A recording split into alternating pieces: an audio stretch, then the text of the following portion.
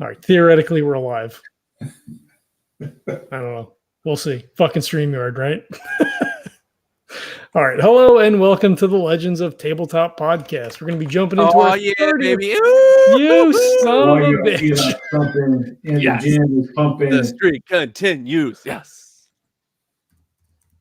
All right, now there's a big pause while I type back to Neil. All right. So we're in our 30th session of Fear Itself tonight. This is a game going on for, she's like 4 years now. This was our OG podcast here. And we still have no listeners. And John seems to think for some reason Warhammer is not the thing to do, and we have at least a listener for that. That's almost like one part, though. If you have 30 episodes and no listeners, that's almost like a statement in and of itself, artistically. That we fly in the face of good taste or listenership. Yeah, like we're gonna make our art regardless. Mm-hmm. Yeah. We're like bananas taped to the wall. Yeah, we're screaming at the wall, and we don't give a shit if you're listening. If anyone wants to pay us $100,000 for this to be their banana taped wall, I'll take my 25%. Heck you put a TV up at the art show and you play this for like 100 hours straight, man. That's the fucking. That's right. Oh my god, guys, we could do an art installation. Let's get someone to pay us. Let's do it. It has to be 6 figures or more for us, and it's just this. We take this, crop this cut right from StreamYard, and it just plays our entire podcast. Yes. That's what I'm saying. There you go. Straight through 30 episodes. Yeah. Dude.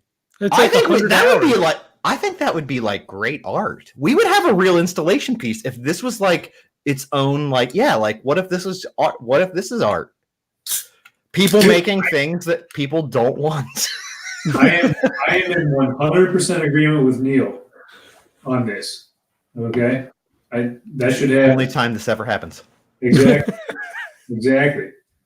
But yeah, 100%. Brett, are you wearing crazy cat lady glasses? Because I can't really tell. You're too far away. I am. Yep. Okay.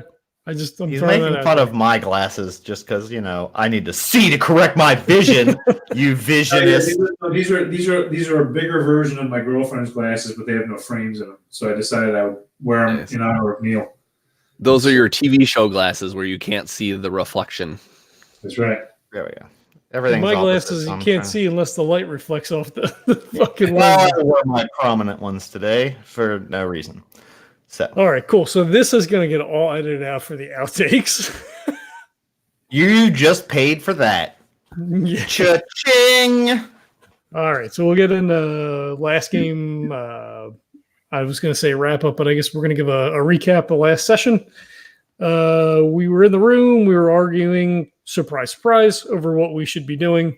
Randy messaged Lady Branwyn, talked to her about what potential things that we could do, the veracity of potentially closing the portal with Demon's help, blowing it up. We kind of went round and around. We decided to do the blood sacrifice. So that was a lot of fun. We talked to Delphine about it. She brought the rest of her crew, including her brother. And they turned into fucking demons and shit while we were down there. It was pretty horrifying. Jack was the one who performed the blood ritual because for whatever reason, the demons couldn't do it. And we were able to seal the portal. And we still have access to, if you want to say it that way, to the demons. Jack has his demon lover girl still queued up. He can summon her, I guess, at will with his magic points.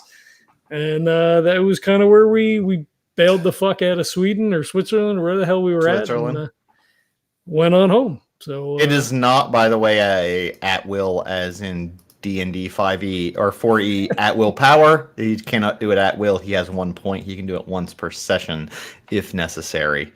So yes, there's that. Fair enough. Just want to make sure you guys aren't thinking he can just like randomly just be like, hey, show up. And she's like, poof, shows up. It's like a whole deal. So it's an ordeal. It's a ritual. We should do it at the beginning of every single session. Yeah. If you want me as a highly sexualized Swiss demon and all of your adventures, sure. Go ahead. Jack, summon Delphine. Yeah. Fear Itself featuring Delphine as Delphine.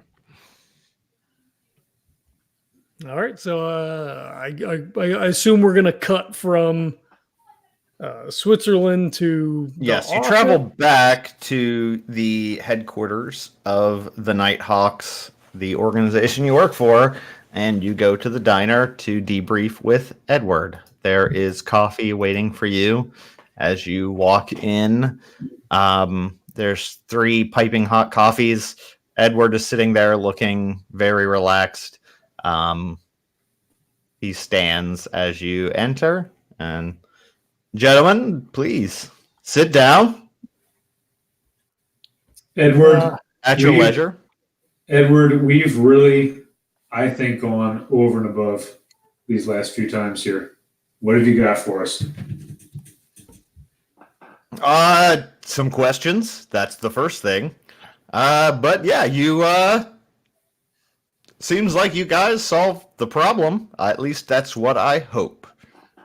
But my sources tell me there's no explosion to cover up, huh? Sent you some C4, right? Yeah. Yeah. So we Please have a seat. Okay. Don't So you just love this coffee, guys? Do you enjoy a good cup of coffee? I do. This bird's coffee that you brought in here is fantastic, Edward. I have to say, it's almost like it's magic. And I have to say, Bird's Coffee Company, they've really hit the spot, especially with this legendary brew. I thought they might be facetious with that name, but it truly is legendary. Anyway, let's get into the business. So you sent me a note. I said, use the C4, blow up that ritual room, correct? And seems we don't have a team. Team says the room's intact. Not much they can do with it at this point. I suppose we could blow it up, but it's warded quite strongly, according to our experts. Yeah, well, I mean, so Edward, we've made a diabolical contract instead, and it yeah. actually worked out a lot better. All right, explain it. Go ahead. Jack, you've got the floor. Well, those demons that we had said, hey, listen, this is their only portal into this reality. Okay, sure, yeah. Yeah. Well, we engage their help, and they ritualistically sealed off the portal so that they can use it, but these other entities cannot. And so now we now have their help if we need it in the future, and we avoided an international incident with this hotel. So what you're saying is you have the demons help? You did them a favor? They owe you something?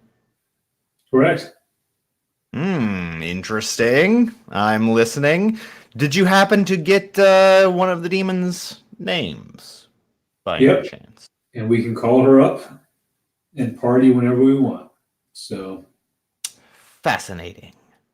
Well, I suppose that could be seen as quite an asset. We've, of course, done our research into demons. Demonology, we have several demonologists on staff, but getting the name of a demon and a personal favor, that could be certainly helpful in the future. Jack, I commend you on your out-of-the-box thinking. Impressive. well, thank you, sir. It was not just myself, it was the whole team. Well, I have to say, as far as the analysts are concerned, the threat from Carcosa is nullified. So kudos. Great job, guys. You've done a bang-up job. I was concerned when the ritual room was not destroyed, but it seems perhaps maybe we've made some allies for the future, powerful ones, against the outer forces, obviously. Those from the outer dark are less predictable, as you can imagine, from the gods and folklore and mythology that we're all familiar with. Excellent. So, if willing, you don't need to share it outside of your group, obviously, but I would like you to share the name of the demon with our experts and the way in to contact her, as we may need to utilize her as an asset in the future. Well, I may have to balk at that. I got to think about that. That may put the come now, we're all friends, aren't we? I've done my part to help you. That's not how this seems to work. I'm going to have to get back to you on that.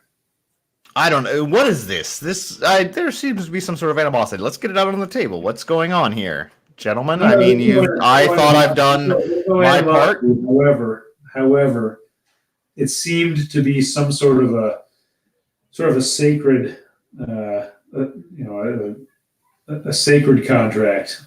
So, well, I can't. But as obviously you have to understand, as a representative of as an unofficial representative of the powers that be, I can't just let you summon a demon at any time without us having any knowledge or control. I think we need to be able to at least investigate what power she could have, what the risk and liabilities are associated with her being summoned, with your relationship. I'm not saying, certainly we wouldn't do anything untoward. We wouldn't use this information to summon her, but in order to do research, we have to have that name. I'm gonna have to side with Jack on this one. She didn't tell us either. Jack's the only one that knows, and fantastic. That's less liability for you, gentlemen. So if it's just me and Jack, then I can run the information through the appropriate channels, obviously. Need to know basis. Very few people, if more than one, would know. But really what we need to know is who this demon, who this entity is, what are her capabilities, unless you have a way to guarantee yours and our safety. I have to say, we will need to examine this. We're going to have to really delve deep into the information in order to make sure that the entirety of our operation is safe. This is not just about... Clearly, I'm not going to punish you for just sealing the... I could punish you. Can I make a report and can I send it to you? You may, yes. Go ahead. There you go. So I'll make a report and I'll send you all the info. Are you going to include her name and the ritual to summon her? Certainly. Fantastic. I see we have at least one member of the group who is committed to the cause. I don't know why you would be withholding information from me. I've been forthright with you as much as possible on any of your missions. And as you know, I am here for your best interests. I'm not working against you. I'm working with you as agents. Just because I don't have the information doesn't mean I'm hiding things from you. Sometimes, obviously, you are on the front lines. And Jack, you get it. You understand this is of the utmost importance. We are the front line against everything outside of what humanity believes. If people knew half of what you know, there would be chaos in the streets, gentlemen. You are the front line. I'm disagreeing, though. I mean, I'll tell you this. I'll put the full details. So what? I'll put the full details in the full report, but I'll give you the name. The name is Cassandra, and I'll include the rest. But just I don't know if you want to run that, just today or whatever. But Erin just kind of drops his head a little bit. He's like, and he turns and he leans forward a little bit on the table, and he looks at Edward and he says, "Look, I gave her my word that no harm would come to her." I didn't. Why would you think we would harm her? I'm not saying that you would. She would be a great asset to your team, of course. Yes. Did I have concerns? Did I care if they could, if I had another way to save them, who cared? But to me, they were an unknown set of what you say are demons, supernatural entities. My concern was not with them. It was with humanity and with our ability to stave off panic and what might be a cataclysmic worldwide event. You found a way around it and gained her favor, obviously. And for that, I'm willing to say, kudos. Congratulations. I'm glad you found an out-of-the-box approach. But at the same time, we can't have teams out there just contacting demons, summoning supernatural creatures with serious powers and abilities without knowledge of who that entity is or what their capabilities are and how you are using them. Surely you have to understand. I mean, I can appreciate that, but they had us dead to rights the entire time that we were there. I mean, if they had planned on doing any harm, they could have done so quite easily. And yet, in the end, they agreed to help us. All right. Well, what difference does that make? I haven't said we would do anything other than research what the abilities were. If we have the name of the demon, we can do research. We can find out what are her capabilities, what is her heritage, what is her power level compared to others in the canon. If I wanted to kill you after seeing the sisterite, I could have. So where is your loyalty there? You've discovered something that no human should have been able to see, or once they experienced would have probably gone insane. Instead, I've been helping you. So what makes you think I'm your enemy? Why do you think I would harm them? I have no reason to harm them. You know what? This is getting a little heavy, guys. Okay, I'm going to buy Edward a drink, and I'm going to make the full report within the next, 3 days. Is that cool? Absolutely. Cassandra, I will say, is not a demon's name. I'm very well informed on demonology. There are no Cassandras, demon. That's her, But you're being it seems like this debrief is going awry. I just want the information. I'm here to support you, gentlemen. I've given you granted access to resources. You have done a bang-up job on this. You are poised to be stars of this organization. Not that you care about prestige or fame, but you stopped something unstoppable. There's something in the three of you. You get things done. But I'm just saying we have to know on our end what's happening, what you are capable of, what your means are. Whatever guarantees you want, I'll grant them. If you don't want us to know the summoning ritual, we won't know the summoning ritual. If you would just grant us the name to research, I'll give you that. We won't summon her. We will not do anything to contact or harm your asset. I respect that. I respect field assets. I realize that you have a relationship with this person and someone who could be of a great benefit to you and, of course, to us in that case. But I wouldn't want to interfere. If that's going to be a problem, simply let us know. If you let us know her true name, at least then we would know what we are dealing with. We won't have to, I will not ask you for the summoning ritual. I will not ask you for that particular magics. And outside of having the name, obviously, I will be fully transparent. There are ways to force summonings if you have a true name, but I would give you my word as a gentleman and a man of honor, and as a man who's been completely straightforward and upfront with you, that I will not allow her to be summoned outside of the three of you, Jack in particular, agreeing to her being summoned by our organization. Randy, do you think Edward's been straight up with you the whole time? I think you know my answer to that. Randy, what's happened? What is this? What do you mean? What, Randy, please, let's come out with it. Well, this is a shadow organization, and as we all know, in movies and TV shows and in real life, not everything is out on the table.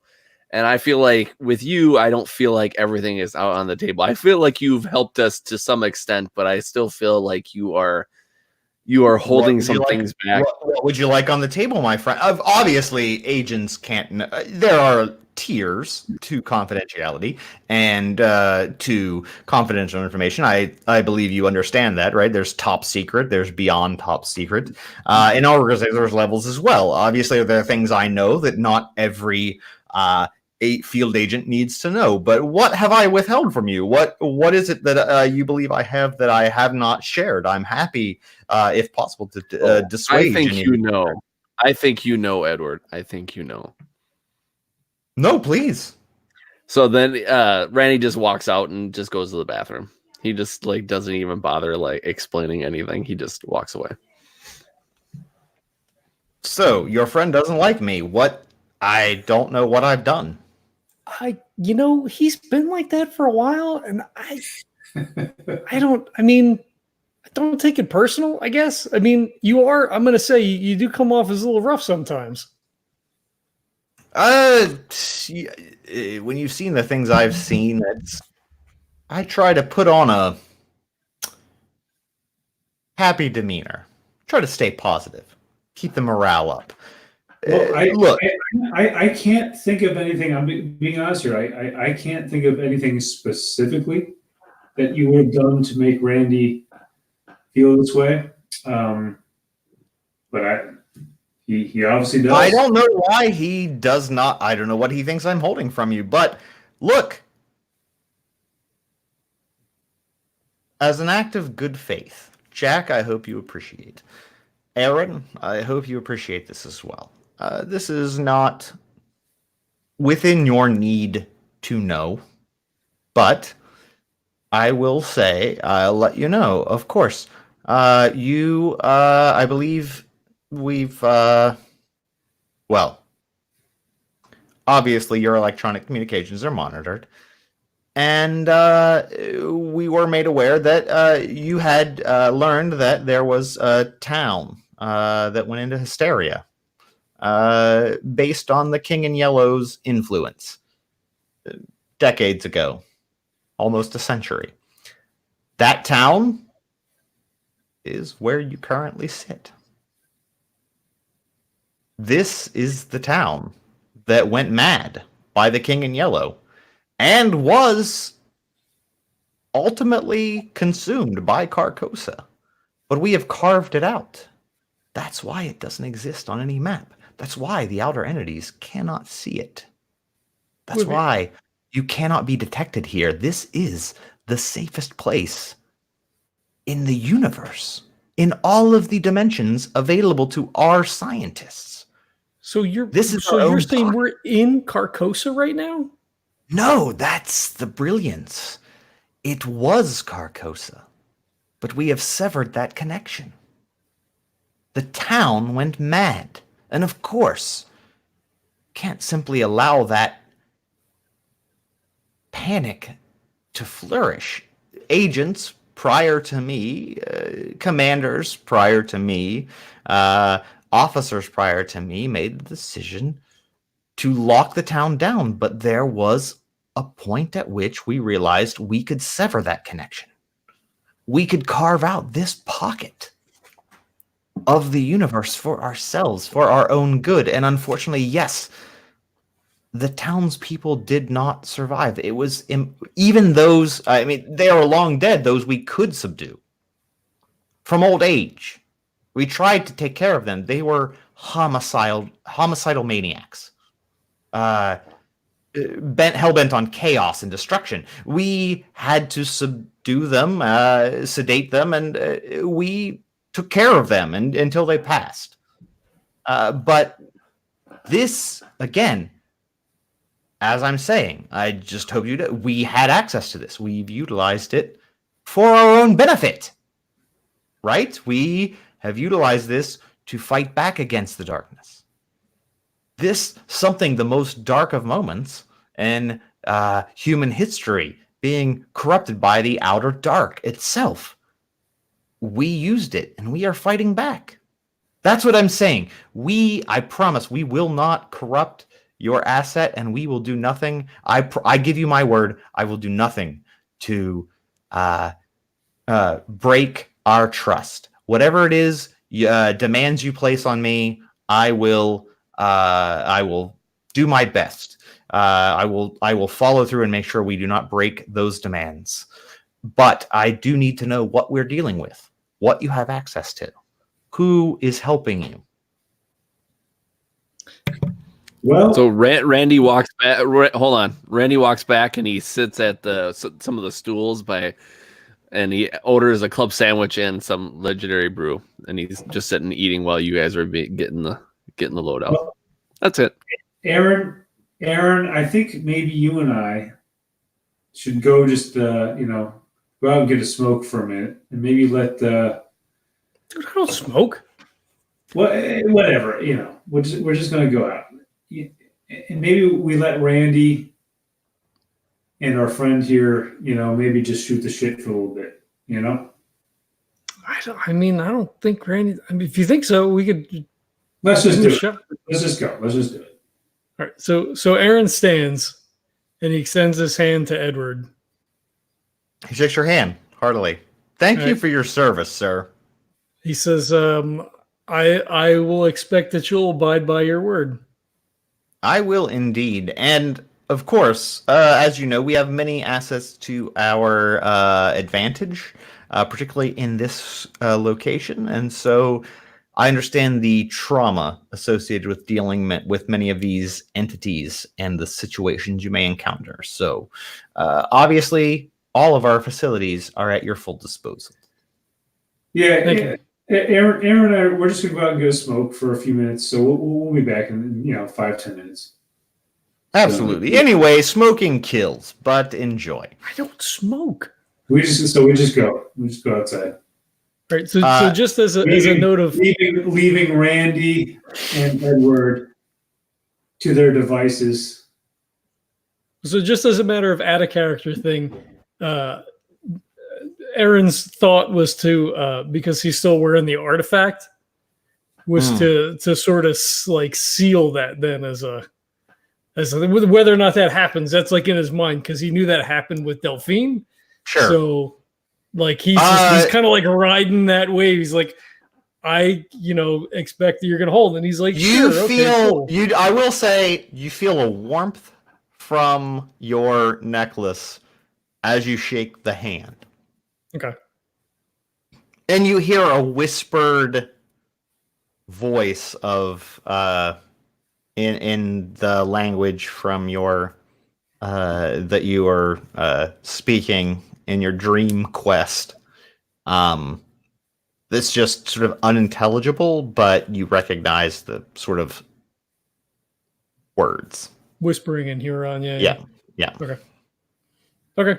Yeah, he's happy with that. I mean, he understands where he's coming from, but because of like the esoteric nature of like whatever that was, he was hesitant to like, oh, they're just gonna like pull her out of thin air, and then she's gonna be pissed off and like come and find us. Sure. Okay, all right, I'm out. Yeah. Edward takes his cup of coffee. He slides out of his booth. He sits down beside Randy, puts his cup down. He waves over. Make that the best sandwich you can make. Randy, I think we need to talk. Well, what's up? What's wrong? So basically, Randy does one of these things where it's like just more dramatic than it needs to be, and he like looks to the side a little bit and then looks right back at him and is like, you better tell us that you have our best interest in mind. And I'm going to use my 2 points and bullshit detector to make sure that he is. He looks at you sternly and seriously. I can't promise you that, Randy. And do you want to know why? I guess I don't really have a choice. I have humanity's best interest at mind.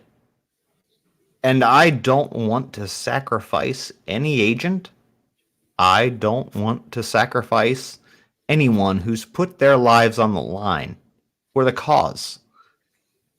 But that day may happen. I have your best interest in mind as much as I possibly can. But if a sacrifice needs to be made, I will be 100% honest with you. I will make that sacrifice. If it must be me, I will sacrifice myself. If it must be an agent in the field, I will sacrifice that agent for the sake of humanity. I'm here for the betterment of all. I'm here. I don't know if you completely have thought, but we are the only thing pressing against the darkness. And you have proven yourself far more adept at pushing back that darkness, being a point of light than almost any agent. The group of you together are better than almost any agents I've ever seen.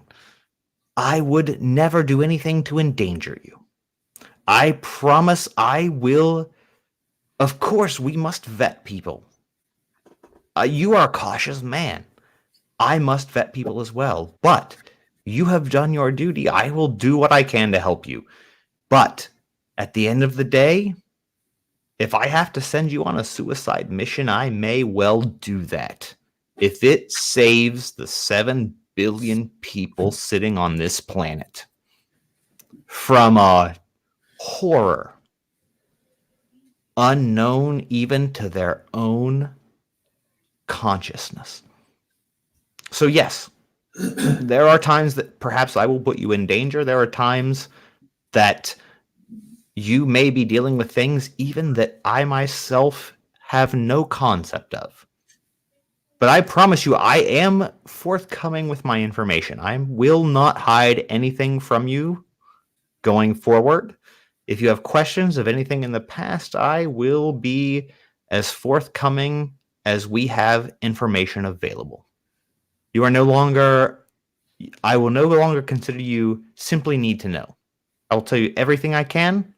Moving forward, I hope that we can trust each other, that we have both of our best interests in hearts, but more importantly, we have the interest in humanity in our hearts. This is why we are here, Randy, for humanity. Will you join me? Will you work together with me to stave off that darkness? This darkness presses harder with each day. And if you think I am not being forthright, you can tell me. And I promise you, I will do everything I can to provide whatever information you must, anything you need. But I need your complete confidence. I need to know that you have complete confidence in me. That myself and the Nighthawks are here for the best interest of humanity. And that you are a critical piece of our defense.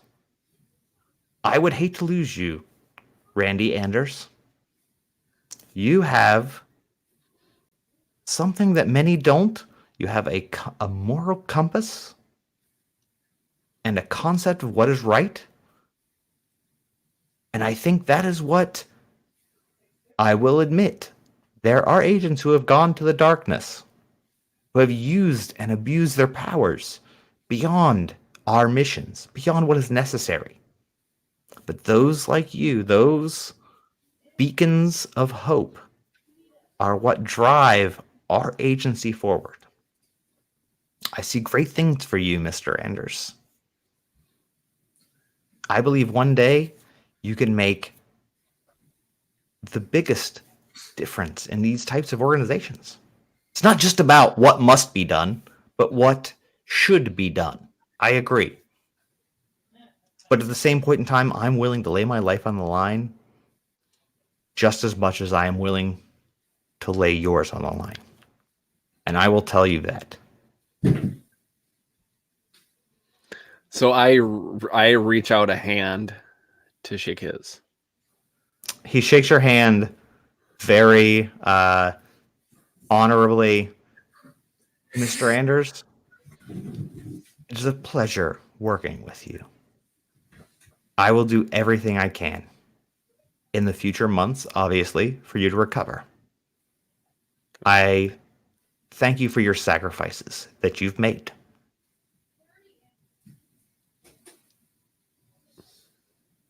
Okay, so Jack and Erin, come back in from their smoke. So as they come in, Erin keeps, I don't know why you told them we were smoking. I don't smoke. Whatever, dude. Who cares? Whatever. Edward stands up. He straightens his suit, straightens his tie. Gentlemen, thank you again for your service and your commitment to the organization. As you know, you may rest in the hotel. We have facilities available for your mental health, as that is of utmost importance to our agents. Aside from that, anything you may need, please refer to. This. Hold on. Please refer to Natalie for any needs you may have regarding your well-being. She will make sure everything within our powers are done to relieve you of the burdens that our missions may require of you. So, gentlemen, I bid you fond farewell. Please enjoy your meal. Rest up. I'll contact you when you're ready. Okay, boss. We'll see you later. So after he leaves the door, He looks very solemn and kind of walks out humbly. So after he walks out, Erin comes up behind Rand and he says, "Well, he didn't have a black eye, so I guess that went all right."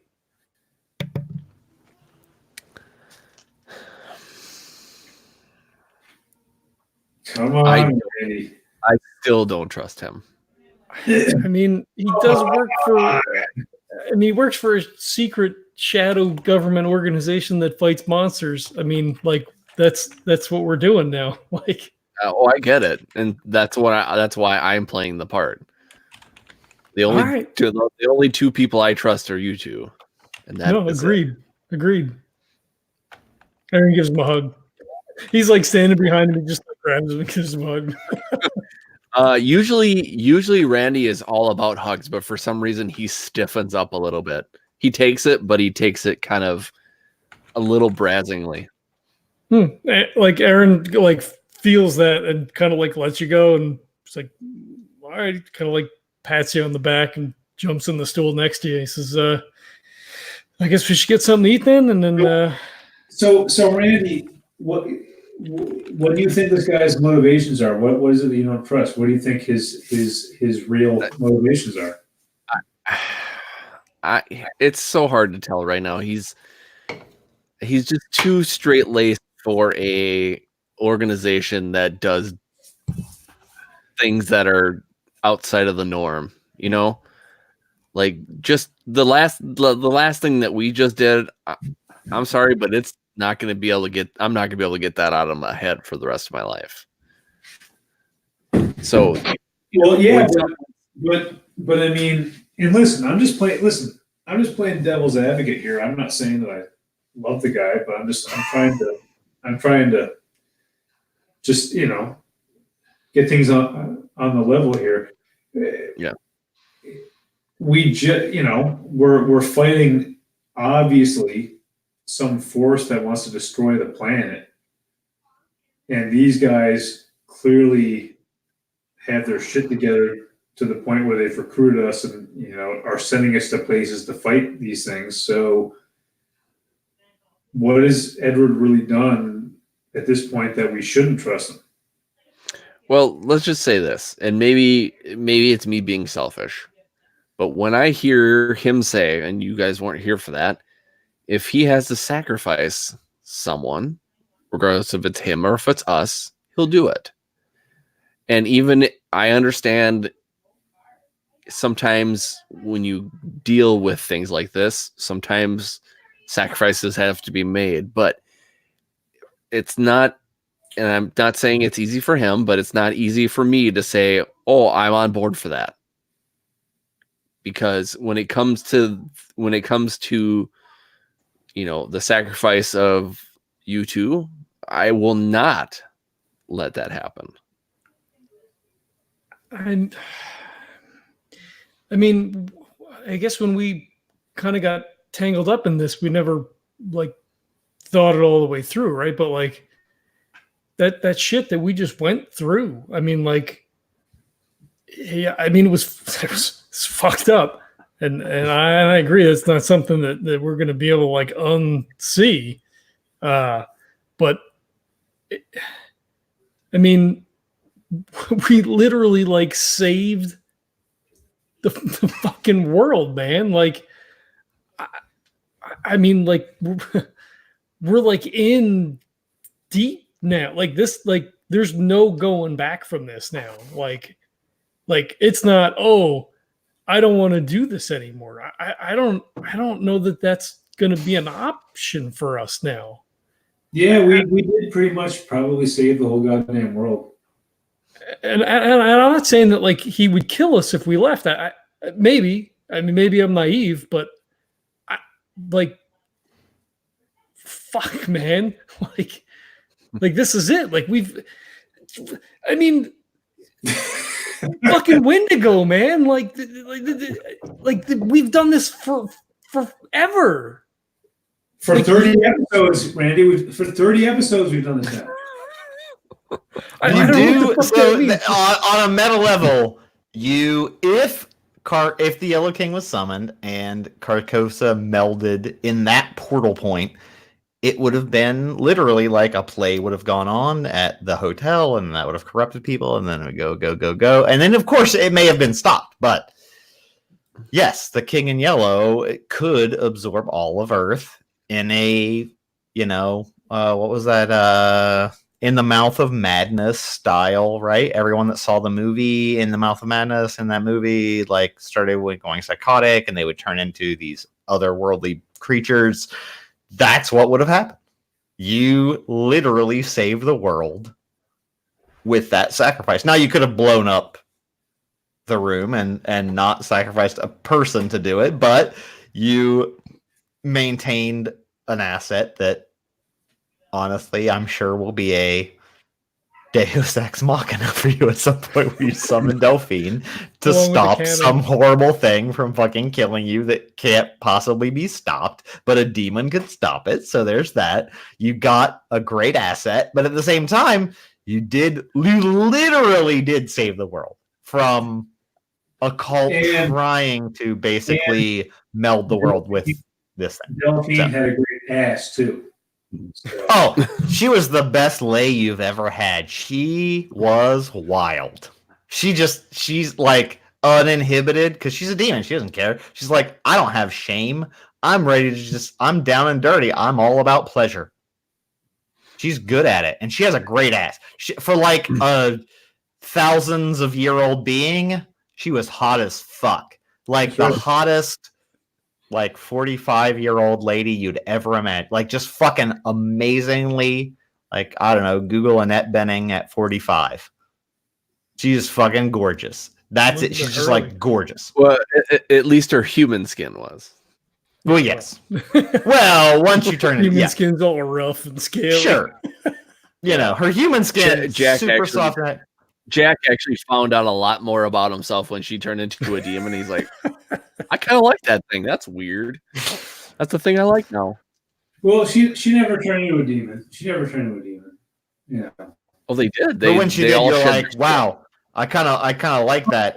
I kind of like that super. She was like a female bodybuilder, where like you have like the super muscles with like your breasts aren't like super muscular, but they're not like.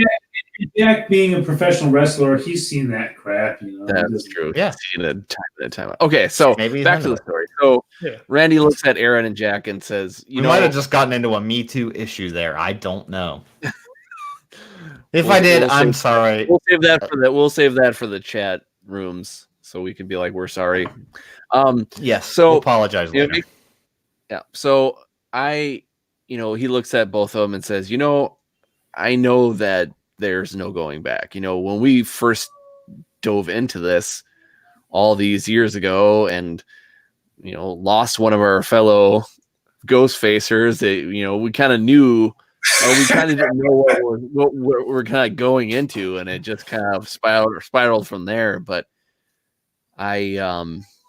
it's weird. I've come a long way since being the old pencil pusher computer guy, and I don't feel like I could ever go back, if that makes any sense. It makes sense. Yeah, after you see that kind of shit, I mean, most people, anybody who sees this kind of stuff, that just puts you in a different level than most other people, and it's real now. It's not story time; it's real. Yeah, and as much as Edward is kind of weird and maybe a little socially awkward, he's right. I mean, like he could have just killed us at any point if he was using us. I mean, to be fair, it's a little hard to judge someone for being willing to sacrifice agents in the field for the greater good when you literally sacrificed a dude to make sure demons can still do their thing. It's a little hypocritical, so you don't. You weren't there, man. Yeah, you weren't there, man. I was there. I was the person being banished. You weren't there. Just kidding. Anyway, so yeah, I'm like, it's so like, yeah, like you sacrificed a guy. Yeah, he was evil, but he was a guy. He was a person, and you sacrificed him in order to save the good times of demons. So like, is it worth doing? You don't know, because honestly, let's be 100%. Having a demon's help is probably invaluable. So Jack, right? Like having a demon able to help you might be like at some point might be the difference between life and death, between the world ending and not. So yeah, that's a great asset. And you had to sacrifice something for it, right? And like her solving it in 5 minutes. Yeah, like the Clutie. Oh, I can kill that thing. Like I could kill it. Like she could just reach into its heart and pull it out and be like, I've destroyed the soul of that thing, right? That's theoretically possible. So like that's the thing, right? Like it's like, hey, you have an asset now that's like so, and you traded that, right, for part of doing something awful. So is that any different? Jack reaches into his back pocket and opens up his pocket edition of Friedrich Nietzsche's The Will to Power and starts making readings to Randy. And, no, I'm just kidding. Anywho, I'm not gonna like everyone's character can do what they do, but I'm just saying, yeah. So where do we go from now? Well, I mean, I want to get home. I want to see my mom. We got a lot of stuff to think about, but we got to talk to Natalie. I've got to set up some therapy. I don't know about you guys, but I love you guys, but I got to talk this out with somebody. I mean, like, yeah. I mean, yeah. Who's Natalie? Edward said it's the hotel hostess that essentially is your contact go-to for anything you would need in the town. Yeah. All right. I mean, I think we definitely need to take some fucking time off. That's just. I mean, not only like monsters and shit, but like demons, Randy. Like, I don't go to church anymore, but like, fucking demons are real, which means all the other stuff is real. And like outer gods and Carcosa, like, fuck. I mean, it doesn't mean it's real. It doesn't mean it's real, Aaron. It just means it may have been interpreted in some way. You know. No, demons. Wow, Jack really has a good handle on it. It doesn't mean it's entirely real. It just means there's some version of it. Just because it's a demon doesn't mean that there's, you know, Jesus and all this stuff like this, you know, two poles. That is true, yeah. It doesn't necessarily mean that, you know. But look, when Randy and I went back in time or whatever fucking vision thing that we had, like I was in Egypt for that shit. I missed all that shit. No, I know, but and it might have felt like that because you were probably sleeping too, but like it was Lord here, it was like the god of the Hurons, like you didn't feel it, you didn't see it. Randy was there. That's real. I mean, I came back with this, like he pulls the fucking chain out for the artifacts. Like, I came back with this, man. Like, I didn't have this cross when we left. Okay, so that should tell you that all the stuff you learned in church is not necessarily like reality, you know. But if the Huron god is real, then that probably means that all the other gods are real, or manifest in different ways to different people. Like, there's something. Clearly, there's something. I think there's something, certainly, but I don't know if that means that what you went to, you know, CCD and they told you was necessarily 100% true. They weren't telling you about Huron gods and, you know. No, I get it. These demons didn't seem that bloodthirsty to me. They seem to just be wanting to have a good time, and they live in some other dimension. Just, you know, it's like, fuck. Shit. It's been 2,000 years, man. Like, I can't. This is too heavy conversation. Maybe you need to talk to a professional about this instead of Jack. Maybe. Yeah, like he waves his hand over to get the soda jerk over, and he says, "Give a couple of shots of Jameson." All right, buddy. Whatever you want. Anything else? Anyone? Some food. Yeah, I'm still waiting for that perfect sandwich that Edward promised me. Oh yeah, you. So the waitress does bring out a sandwich. It's a turkey club, but it's turkey club. It's got turkey. It's got ham. It's on a whole wheat bread. It's got mustard. It's got mayonnaise. It's got tomatoes. It's got lettuce. This is classic Fear Itself right here. This is what this show's about. But not lettuce. It's bib lettuce. It's crunchier. It's crispier. This is what the fans want. It's got. And I ordered 2 more for my boys because, you know. And not only that, it's perfectly toasted. It's got the succulence. Right, it's a little bit fatty. It's got enough fat to cut through the dryness. Save the world. Edward better give me a goddamn. The mayo is made with fresh eggs. It's made from eggs in a pocket universe that time doesn't age. It has olive oil grown in a pocket dimension that does not exist, so that it grows under optimal conditions. It's the most succulent, decadent club sandwich you've ever had. Also, it has waffle fries.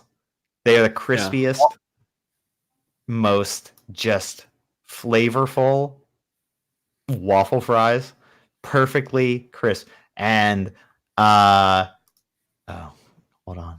Like he's actually looking it up. I want to say I am looking up the name. Darlene comes out and says, and I love it. Darlene goes, just this is on. Edward said, "Bring you the best, baby. This is the best you're ever gonna get." And she lays down, she lays down those plates. It looks like, if a 3-star Michelin restaurant brought you a club sandwich, though. That's how good it is. Nice. All I want, Neil, is if we ever have a side quest, I want to go to the pocket dimension where that fucking olive oil is made, because that sounds amazing. It's actually technically in the dimension you're in. It's in the pocket town you're in. It's outside of town. There's an olive tree vineyard orchard. There's a bunch of olive trees set up with literally like ageless olives. Like it's. I think that six. I think we should have 6 episodes devoted to the sandwich. Okay. I think we should do every layer. Can we do it? Every layer of the sandwich. Can we do a chef's table, 6-episode chef's table Patreon inclusive of you guys touring the locations? Oh my god! Each thing came from yourself. Universe, we got to get into all of the food locales. And like let's say like you guys had like a whole thing about like the bakery that makes that particular, it's I'm gonna say it's a marbled rye.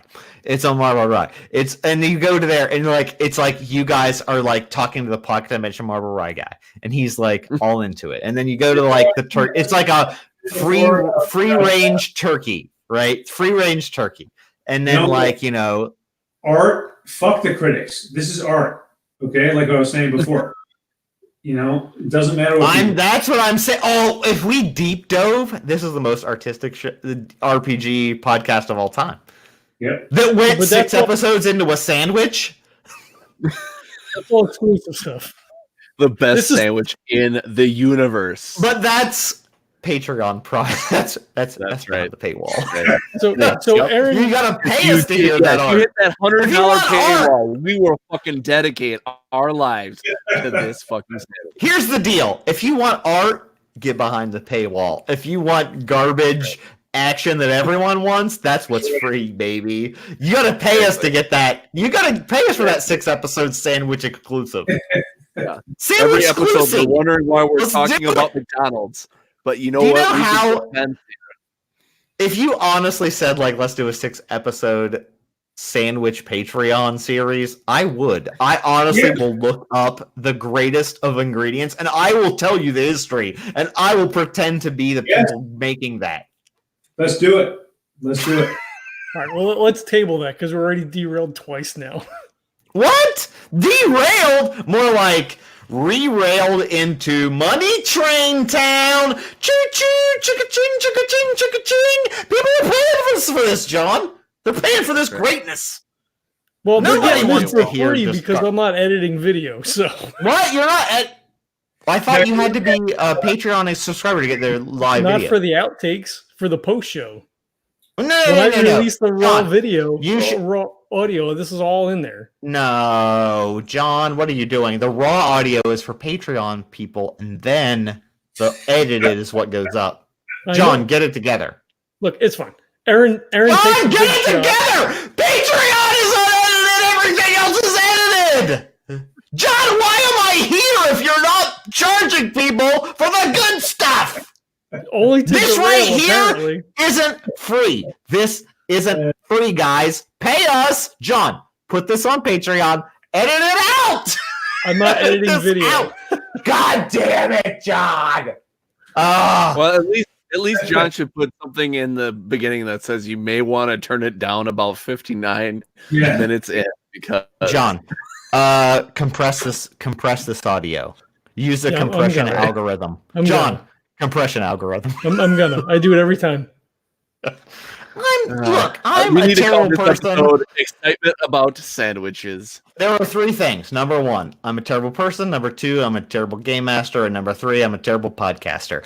In your face, and you're still listening to it. The three of you who do, and I thank you. That's right. Okay, so Erin, and then probably I will take a shot. And then he pours the second shot into the coffee cup and then starts eating the sandwich. Nice. It's the greatest sandwich any of you have ever had. It's the greatest. It's the best sandwich.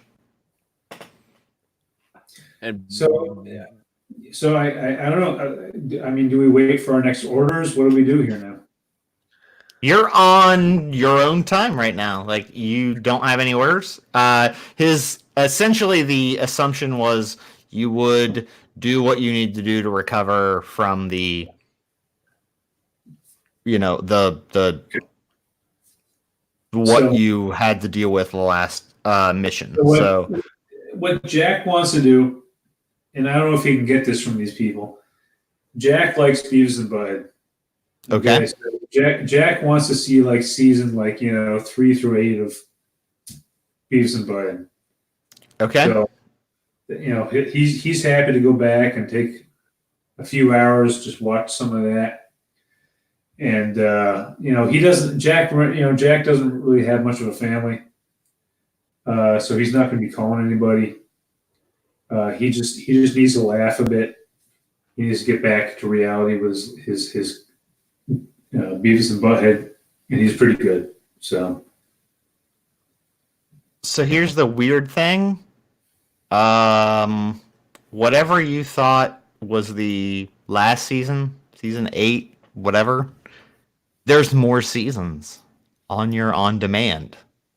There are seasons that never existed from an alternate dimension where it didn't get canceled or stopped being written for, whatever the issue was. And there are new episodes you've never seen that are the funniest you've ever seen. So what, Mike Judge is on the payroll now? Mike Judge from Dimension 17 is, right. Yeah. And he knows the guy that does the olive oil for that sandwich. So yeah, it's good. They actually are co-partners.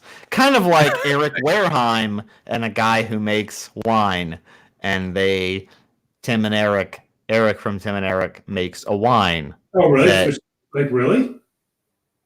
Oh, 100%. If you look, there is a sweet berry wine with Steve Brule drooling wine drool out. Yes. So it's very expensive. I have not tried it. I've meant to buy it to see what it actually is like. But yes, Eric Wareheim and Jonas something.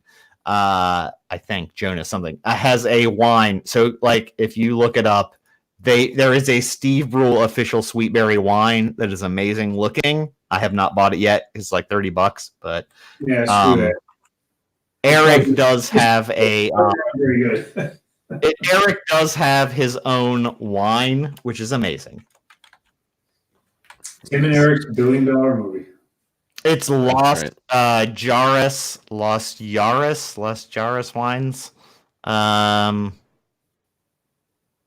Yeah. You're Googling this, right? Yep. Yeah. There's a 2018 Big Brule for $250 that has a 3-liter 2018 of Sweet Berry Steve Brule wine. And oh my god, he did make so guys, just so you know, I did not. Oh my god, no. I'm sorry, I gotta quit podcasting forever. I'm gonna go kill myself because my life has come full circle. Los Yares Wines is in Sebastopol, California. If you're in Sebastopol, I've been there 3 times. They have like a little shopping center with breweries and wineries and like local businesses. The place that Big Brule is made is in Sebastopol. I've been there 3 times and I've never had it. It's a 3-liter bottle of wine for $250. There were 125 bottles made. Oh my god. The fact that I was there though, and Steve Brule has a video about what he thinks about the wine. Is pretty amazing. I have not watched it. And now the only married news and now it looks like you are. This isn't even post show. I'm watching it. This isn't post show. I'm watching it right now. Oh, I think it's actually just a sketch. Anywho, okay. Lost Yaris so wines. Now, get it. Cool. Don't because it's expensive. But there's we're not. Don't pay the $100 paywall for this awesome. Yeah, we're not. Okay, no, this is being cut in cost. Yes. Yeah. Really cost. We can get a sponsorship, John. Yeah, I doubt it. No, there's a $150 Christmas pack that involves sweetberry wine. I'm gonna buy it for you guys. I'm gonna send this to you guys. That's enough, Neil.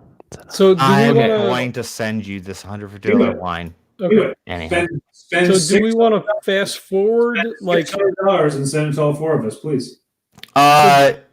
If Brett sends me his address, I will send you a bottle of one sweetberry wine. I will send it to you. Here goes my address, bitch. Here it comes. No, not now. In the chain. In the text chain, send me your address. I will order you a bottle of Steve Brule sweetberry wine. Don't put it on the internet. Don't put it on the air. Don't put it on the internet.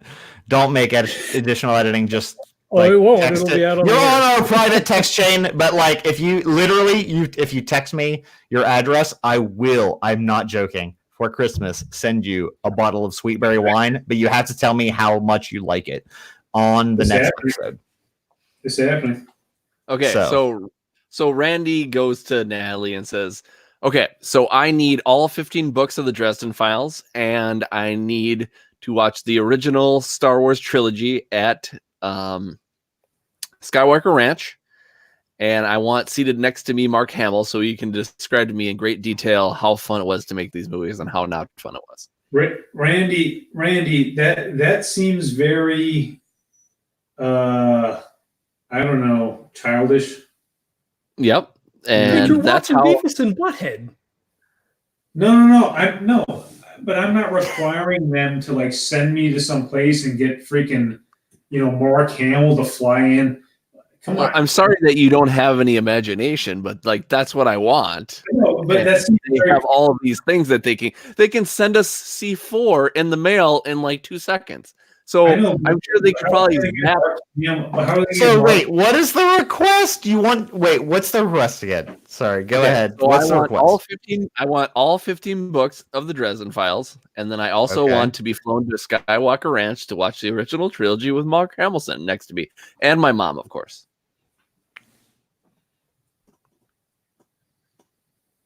You get the Dresden File books for sure, but Mark Hamill is not willing to go to Skywalker Ranch and watch his movies with anyone because he thinks it's stupid now, and he thinks Star Wars is stupid because the new movies ruined it, and he disagrees with everything Luke Skywalker did in the new movies.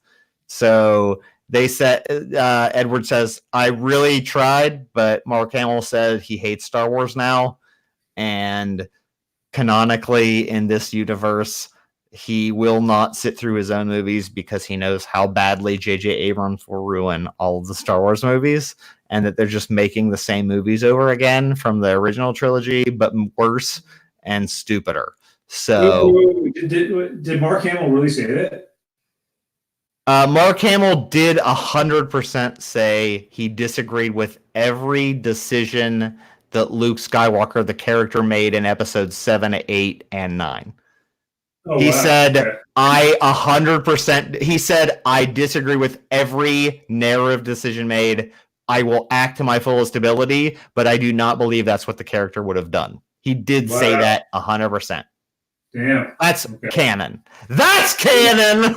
Because it wasn't he literally said it. He was unhappy with his character's arc, and I also am unhappy with his character's arc, and I refuse to see the latest movie because it's trash. And everything is trash now, except for Ghostbusters, because I saw the trailer, and the newest Ghostbusters trailer looked like it's actually a good movie made for real people. And the reboot was a real shame. I appreciate ladies trying to do the reboot. but they should have not tried to make it a Bridesmaids plus Ghosts. That's what they did. And instead, the newest one looks like Ghostbusters, just a new Ghostbusters. And it looks great. Go broke. That's what we said. Okay? So, Mark Hamill will not do it because he hates Star Wars now in this world. So then Randy doesn't even go because he's like, "Thank you, Edward, for ruining my life," and then he hangs up the phone, whatever he's talking about. Okay. So he just reads Dresden's books and lives the unfulfilling life. Okay, next. Well, so do we want to like montage? Yeah. The next What are you doing like in the not an event, right? Like what are you doing in the next 3 months to get your sanity back after like murdering a person in a blood ritual? Jack wants to get back in the ring. Okay. Because originally Jack quit being a professional wrestler because he killed his best friend. Not intentionally, but of course because his best friend threw the match, and his best friend essentially committed suicide by Jack. Okay? Yep. And, now since Jack has been immersing himself in all this violence, but for a good cause, his moral compass is changing, and he's telling himself, you know what? I need to embrace this this violence within me, but I want to do it in a sporting way, so that I can convince myself that I'm not a bloodthirsty murderer, but I'm doing things for the right reasons. So Jack wants to get back in the ring. So Jack starts training again over these 3 months. Whatever he would have been doing, boxing and traditional Greco-Roman wrestling and whatever, but he's kind of getting back into his roots. Okay. Makes sense. Is he like on the lower tier circuit? Like I don't watch WWF or whatever the hell it is now, but I know there's like multiple like circuits. So is like he in the lower circuit trying to like work his way back up a little bit, or is he just like in kind of like messing around? He's not doing it in the public spotlight. He's just doing it like personal, like in the gym. You know what I mean? Like training kind of stuff. That might be an interesting story arc later if Jack gets back more, in the public and famous and whatever. But he's not ready to do that now just because of what's going on with, all the stuff we're doing.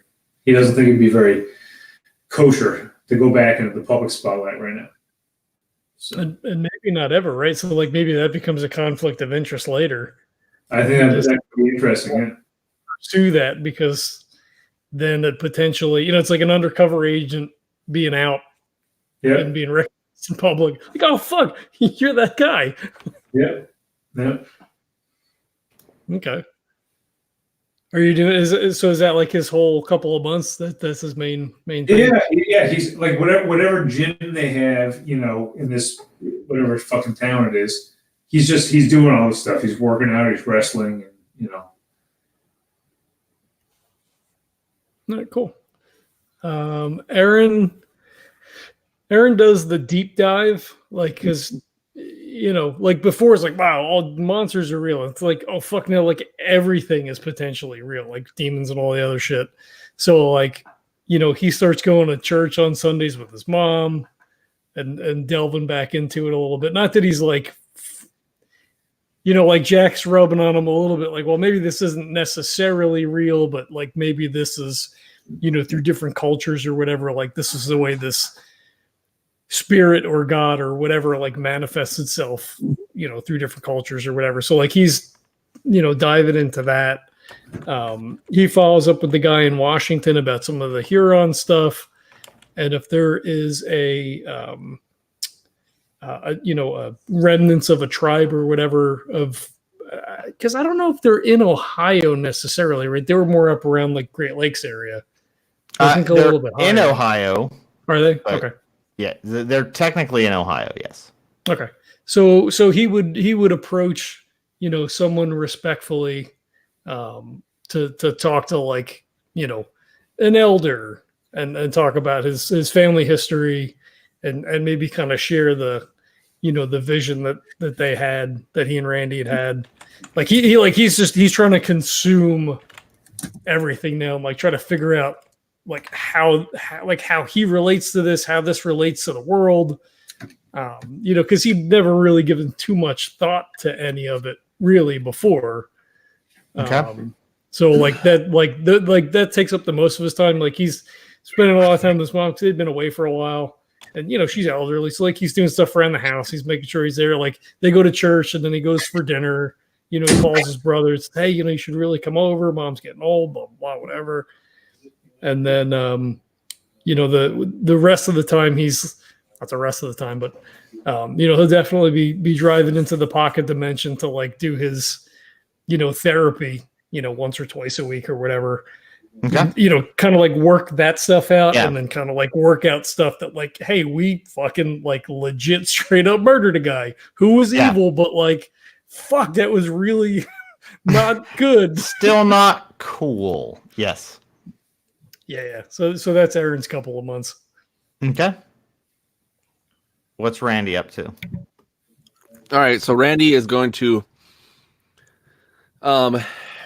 knowing the string of events that have kind of been happening, it's kind of a dose of reality to him, and he realizes that he's, not really been much of a grown up, and so he decides, it's just time to kind of get to that point, I guess. So, he spends most of his days either training in boxing or Krav Maga or some like Greco-Roman wrestling, and stays away from the movies and maybe reads a book every once in a while. Sees his mom like more rarely than usual, and she kind of worries about him, but he kind of every once in a while he'll walk through the house and give her a smile and then go down to his room and just kind of be by himself and look more inward, and I don't know, just kind of just take more time for himself. And so you hate Edward because he's what you think you're becoming. A jaded, whatever it takes to make this world survive type. Yep. His light and him learning about Mark Hamill just sent him in a spiral because everything he knows is just not cool anymore. Yeah, Mark Hamill not happy with the direction that they took him in the sequels, episodes 6 through 9. Didn't go well. That's his opinion. He can have. He does not love it. I also agree. I don't love it. Anywho, I agree with Mark Hamill. I think it was not done appropriately. Anywho,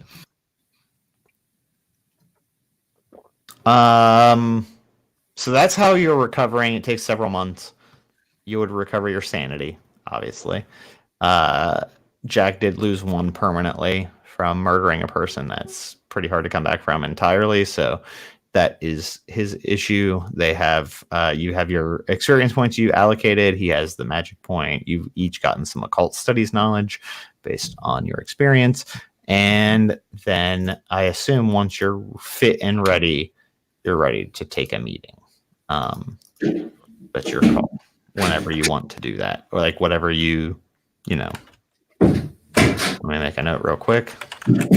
And I assume that we hang out too. Like yes, you're all in the same area hanging out. Although I will say Jack does obviously become like more famous, right? Because he came back to wrestling, and they're like, "Oh my god, No. He's just wrestling like on the side. Oh, you're not doing it like professionally, like like in the public, like not like trying to get on like WWF or WWE or whatever it is. I'm training privately at whatever gym they have at this. Okay. Time. Okay. So I will say, on top of that, you are training sort of like people who like younger guys who want to be professional wrestlers. So you're like mentoring the next generation, and they're like getting signed on to these big deals and stuff. So you're not necessarily in the spotlight, but you are helping them become the best wrestlers, on television. And so several of them have gone on and gotten signed. So that's very, to you, that's like, I assume, very rewarding, because they're like, oh my God, like I'm now like, I have my own version of the bandana hammer, not the real, they call it something else or whatever, but like they have their own signature moves and they're doing their own thing, and they're like famous on TBS or whoever. I don't know who shows currently WWE, but there's a new wrestling league I know that I've seen commercials for that is trying to compete with WWE. I don't remember what their name is, but does Randy wrestle with Jack then? If like that kind of stuff is the thing that you're going to be doing? I mean, I would argue no, but that's only because I don't think wrestling is actually like a self-defense mechanism. Like if he's doing show stuff, yeah. Okay, yep, that makes sense. Right, like professional wrestling is not like how you would actually stop a threat to you. Yeah. You don't throw them against the ropes and then do a clothesline. Well, in my head canon, I don't know any self-defense methodology where they're like suplex the guy. Well, I was thinking in my head canon when Brett was talking about it that he was like legit wrestling. Like he was saying Greco-Roman wrestling and stuff like that. So he was like getting back to his roots kind of thing. Yeah. Listen, there's the basis of it certainly is the real deal. The stuff on television. So are you okay? So are you training like So are you training like professional wrestlers, or like Olympic wrestling, where it's like actually both. Okay. So, but I will say yes. So obviously, you as a wrestler were more. I think the canon would be then that you are more true wrestling like techniques, and not just like flagrant craziness, right? That like most wrestling is like just about like being crazy. You had a solid base of wrestling technique, and that can either be used for like true sort of like Olympic wrestling, Greco-Roman, like true sort of like old classic wrestling, like athletic wise, or for professional wrestling like fame. And people have done both. You have people who are competing for like Olympic spots. You have people who went the other way and went for professional wrestling, but they are grounded in like solid technique. Yes. That's what makes you, that's what fulfills you. Like in 1980 when Hulk Hogan won the gold medal in the Olympics. Yeah. Yes. Yeah. So like, you're like, so you're trying to bring back, and that's something fulfilling to you, when, you, did Hulk Hogan win the golden medal? He didn't. No, he didn't. No. I was like, that didn't happen, right? I was like, I'm pretty sure that didn't happen. You do real stuff, you do other stuff. But he did win WrestleMania multiple times. So same. And I'm pretty sure he won every Hulkamania. Actually, I'll bet you, someone Google it, I'll bet you he lost to Hulkamania in order to generate outrage. I'm guessing. But yeah, so yes, you're like training sort of the next generation. Sure. That's fulfilling. And that I'm on board with that. That's fine. Yep. Okay. So once you are all refreshed sanity wise, you would get a note from Edward for a new mission. and he wants to meet you at the diner. Do we typically like all go together? Do you think? What do you or mean we by kind of like meet there? I don't know. I'm going to let you figure that out. I'm going to use the restroom real quick and get another thing. Some more water. I feel like we always meet up and then drive there. Yeah, I mean, Jack's next door to me. So I assume like either we come and grab you or you drive over. Yeah, I feel like that's always been canon for us. It's never been like, oh, let's meet at a designated location. We'll all bring our cars, you know. Well, Randy, how's your mom doing? She's doing all right. I mean, I see her a little bit less, and that's a little bit concerning for her. But I mean, it is what it is. Now that we're kind of in the shit a little bit more, you know, I kind of have to train a little bit more, and you know, it kind of, I don't know. I'm sure it saddens her a little bit, but at least I'm still around. Okay. She is your guys' relationship a little bit better? Like she treat you a little better? She's never treated me like bad ever. So I've never experienced that. It's always been me and my mom. My dad died at a young age, and I just maybe respect you a little bit more as a man. What's that? You know? Does she maybe respect you a bit more, like as a man, like as a grown adult? I don't know, to tell you the truth. I think she wants me to just be her baby boy, and I think she's always protected me. So, I haven't had that conversation yet. Maybe someday we'll have that conversation. I just haven't had it. That could be rough. That could be real rough. Could. Because you have now beaten the shit out of several people. That is true. That is true. These hands are registered weapons. I have registered them on a website. Dude, you are looking pretty good, man. You look tight. Trying. I can only be as tough as the toughest person in the room, and I'm not quite at Jack's standards yet, but I'm working on it. Fuck yeah. That's awesome. Dude, you definitely you've cut some weight, you know. You're looking more muscular. So yeah, just get me away from those perfect sandwiches, and you know, who knows, maybe I can actually do a little bit more, but we'll see. How you feeling mentally? Like you doing all right? I'm doing okay. Yeah. Did you go and see the counselor or no? No, I don't think I need that right now. I think I needed more physical therapy than I needed mental therapy at this point. She's pretty good. I mean, I go like twice a week. I'm sure she is. Well, Erin, what have you been talking with her about? It's just about all this shit, man. I mean, Randy was telling us that, you know, he was talking about, you know, sacrificing us for humanity and everything. And, you know, like I said that night when we came back, like I never thought about that kind of stuff. Like it puts a lot of things into perspective.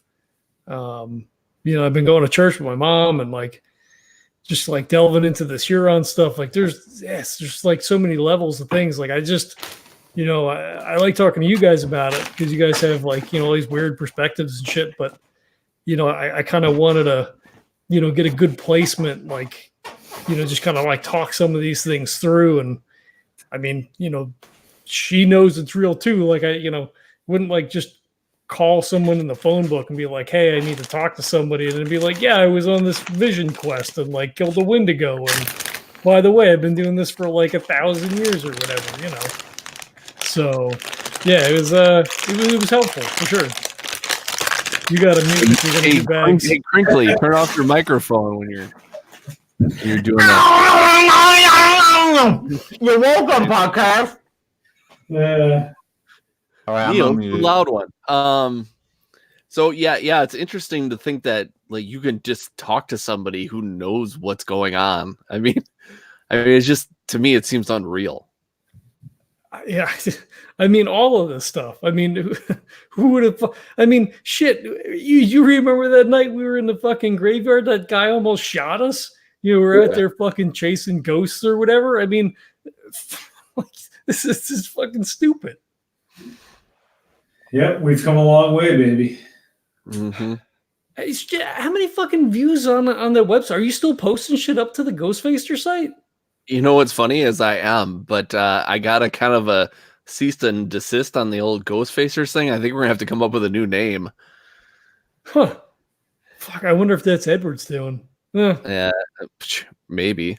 But still, I've been putting up videos anyway, and I've even kind of been blogging about it too a little bit. But leaving out some of the greater details so people don't, Was there a show or like some other group called Ghostfacers? Yeah, it's like one of those like fake TV shows where like they're going in like these houses and like, we feel a presence. Oh, you feel the goosebumps, that kind of thing. Yeah, see, these motherfuckers were making up shit that we were actually doing. Exactly. So what? So we need a new name. What should we come up with? I don't know. Yeah, I don't know. We should probably start like a Google Doc or something. Yeah. Didn't I thought that God Googled that, but apparently not, because it's Harry Spengler. Oh my, and Ed Zedmore.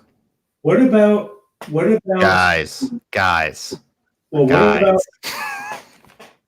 what about here we go. What about the Poltergeist? Poltergeist? No, that's not bad. Hey, that'll be A on the list.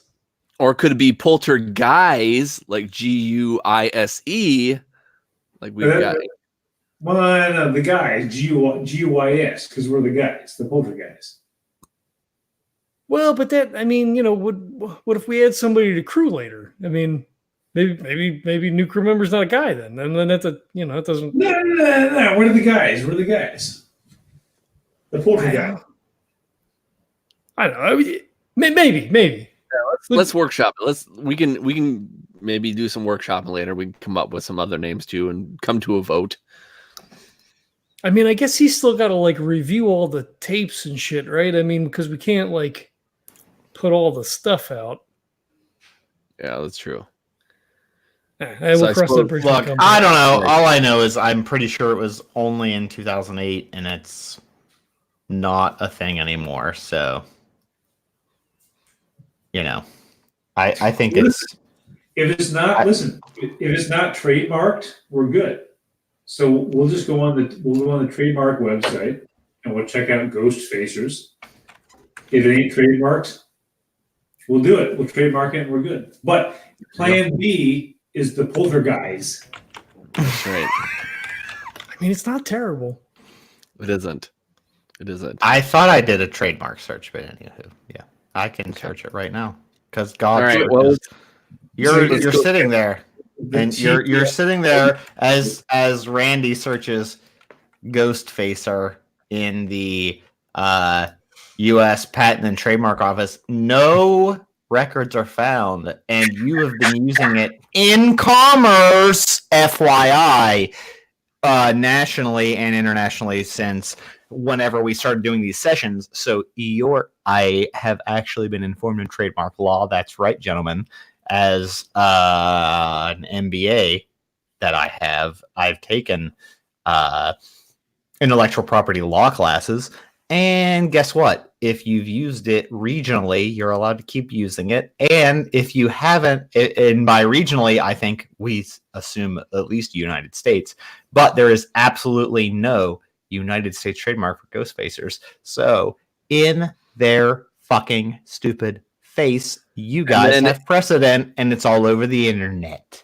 And then if we go in the pocket dimension and find ourselves, then our alternate beings will be the Poltergeist.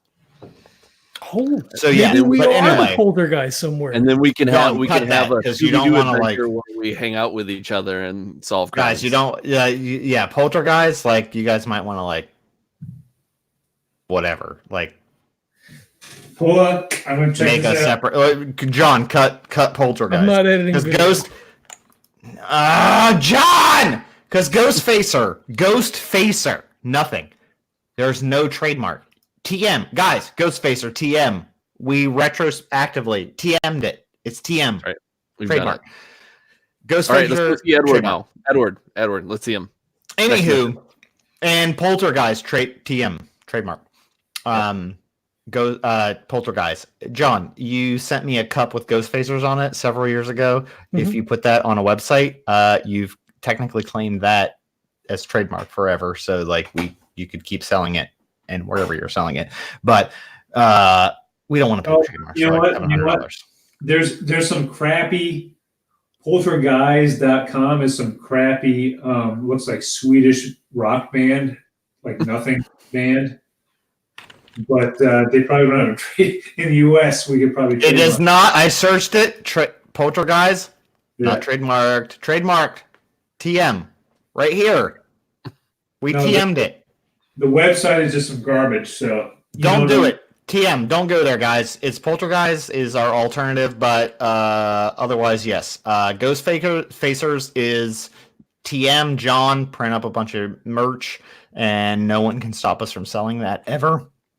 So, because we'll have grandfathered it in, we don't want to pay for it. It's like $750 per application. We don't. Yeah, I'm not doing that. It's $750 for like per category. So, like clothing, stickers, website. Yeah, all. Don't worry about it. So, like, but grandfathered in, no one can take it away from us. We've been using it for years in commerce. Do you have sponsors? Bird's Coffee Company, Ghostfacers. Anywho, Edward. So we go in. I guess we sit down. ASMR. John, edit this video. Edit the video. I'm not editing the video. Edit the video. This is going on the floor. Nope. Is ASMR supposed to be satisfying? Because this is not satisfying at all. Vetted it. Is vet it. Video edit. Video it. I'm gonna put that in the comments. Listen, this video. All right. Edward calls you to the night. Where's our listener? This is a good episode, man. Like, where's our guy? You know,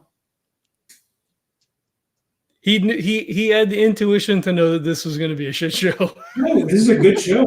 Episode 30 is like a fucking benchmark, dude. You know, shit show. This is a great episode. Number one, we've only had one meal, and it was described in its entirety. Yeah. We had a heartfelt moment between Randy and Edward. We debriefed. You guys recovered your sense. We're doing everything. This episode's everything. I'm going to edit out probably a half an hour of the hour and a half that we've been on. Oh, you're not? No, John, that's a mistake. Nope, it's all edited out. Including, you know why? You know why, Brett? Because this shit's gold, and you have to pay for it. Patreon. Episode 30, every second is gold, dude. Okay. Well, most of it gets edited out because we're not actually doing anything. We did a good job. Whatever. Okay, let's go. All right, I'm on it. Let's do this. We have 47 minutes.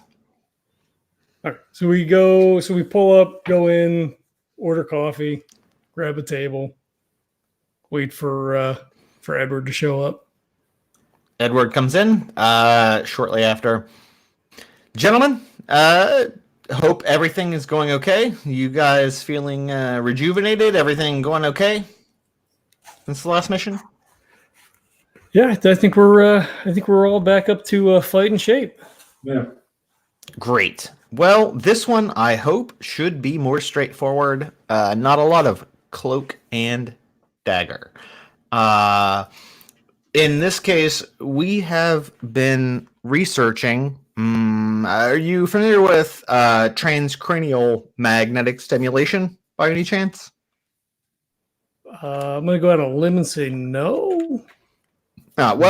It's newer treatment for depression, anxiety, other mental disorders where you stimulate via strong magnetic fields of specific portions of the brain. And it can have great health benefits. However, we found some, as I sure you can imagine, since you're involved. Unintended consequences of some recent research. A Dr. Hoffman of Indiana University, in their psychiatric research facility, has been doing some transcranial magnetic stimulation research. Interestingly, this was found via web forums. A student posted I guess I would consider it a suicide note after having participated in one of Dr. Hoffman's trials. She saw entities that we believe are, well, we don't know entirely. I would assume entities from the outer dark, those outside of the regulated, structured canon of most religions, things unknown. And what she saw led her to kill herself just after posting information about participation in the trial. So what we need you to do, hopefully, would be relatively straightforward as a way to ease you in. I don't want you dealing with another set of, catastrophes, well-established connections. In this case, the professor seems unaware that he's contacting something outside the norm. What we need you to do is to collect all of his equipment and research records. Procure them all for our analysis and make sure he cannot go further with his studies outside of, obviously, if he chooses so. I'm not saying do anything with the professor. Just acquire all of his equipment and research records so that we may analyze them further and determine what he may or may not have been in contact with, what may have driven this student to extraordinary outcomes, unfortunate outcomes. We aren't sure what exactly she saw, but it seems to be entities, dark entities, as he stimulated a particular portion of their brain. We need this equipment. We need all of the scan data. We need to know where he was scanning in order for her to perceive these entities. It seems as if perception was critical for their ability to interact with the world. Is he the primary researcher, or is anyone else performing this kind of procedure? So far, he is the primary researcher in this case. He was the regions of the brain required for treatment of depression are nowhere near, obviously, as my scientists explain, are not near the areas in which he was researching. He was trying to determine better treatment zones of the brain. It just turns out he stimulated what we can determine from the research participants' description, version of the brain or a region of the brain that may be susceptible, if stimulated, to extrasensory perception. That is what we believe occurred. We need to know exactly what portion of the brain was targeted, and I won't require you, obviously, to determine what was perceived. We can do that on our end with more sophisticated tests. However, you must stop him from continuing this research. Edward, however you see fit. This reminds me of Dr. Rick Strassman, who wrote a book called The Spirit Molecule about DMT, who conducted the first legally sanctioned DMT experiments in the 90s since the 50s.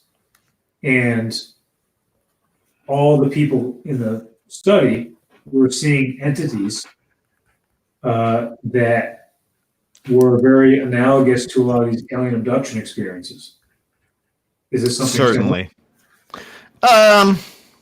So that is a very informed and excellent question, Jack. I applaud your research into other entities. In this case, the DMT, we believe, based on our research, we're not directly tied to what might be considered alien encounters, but perhaps other dimensional encounters, certainly. In this case, I would say it is more intense a connection, as the DMT studies might have elucidated contact or experiences with extra-dimensional entities.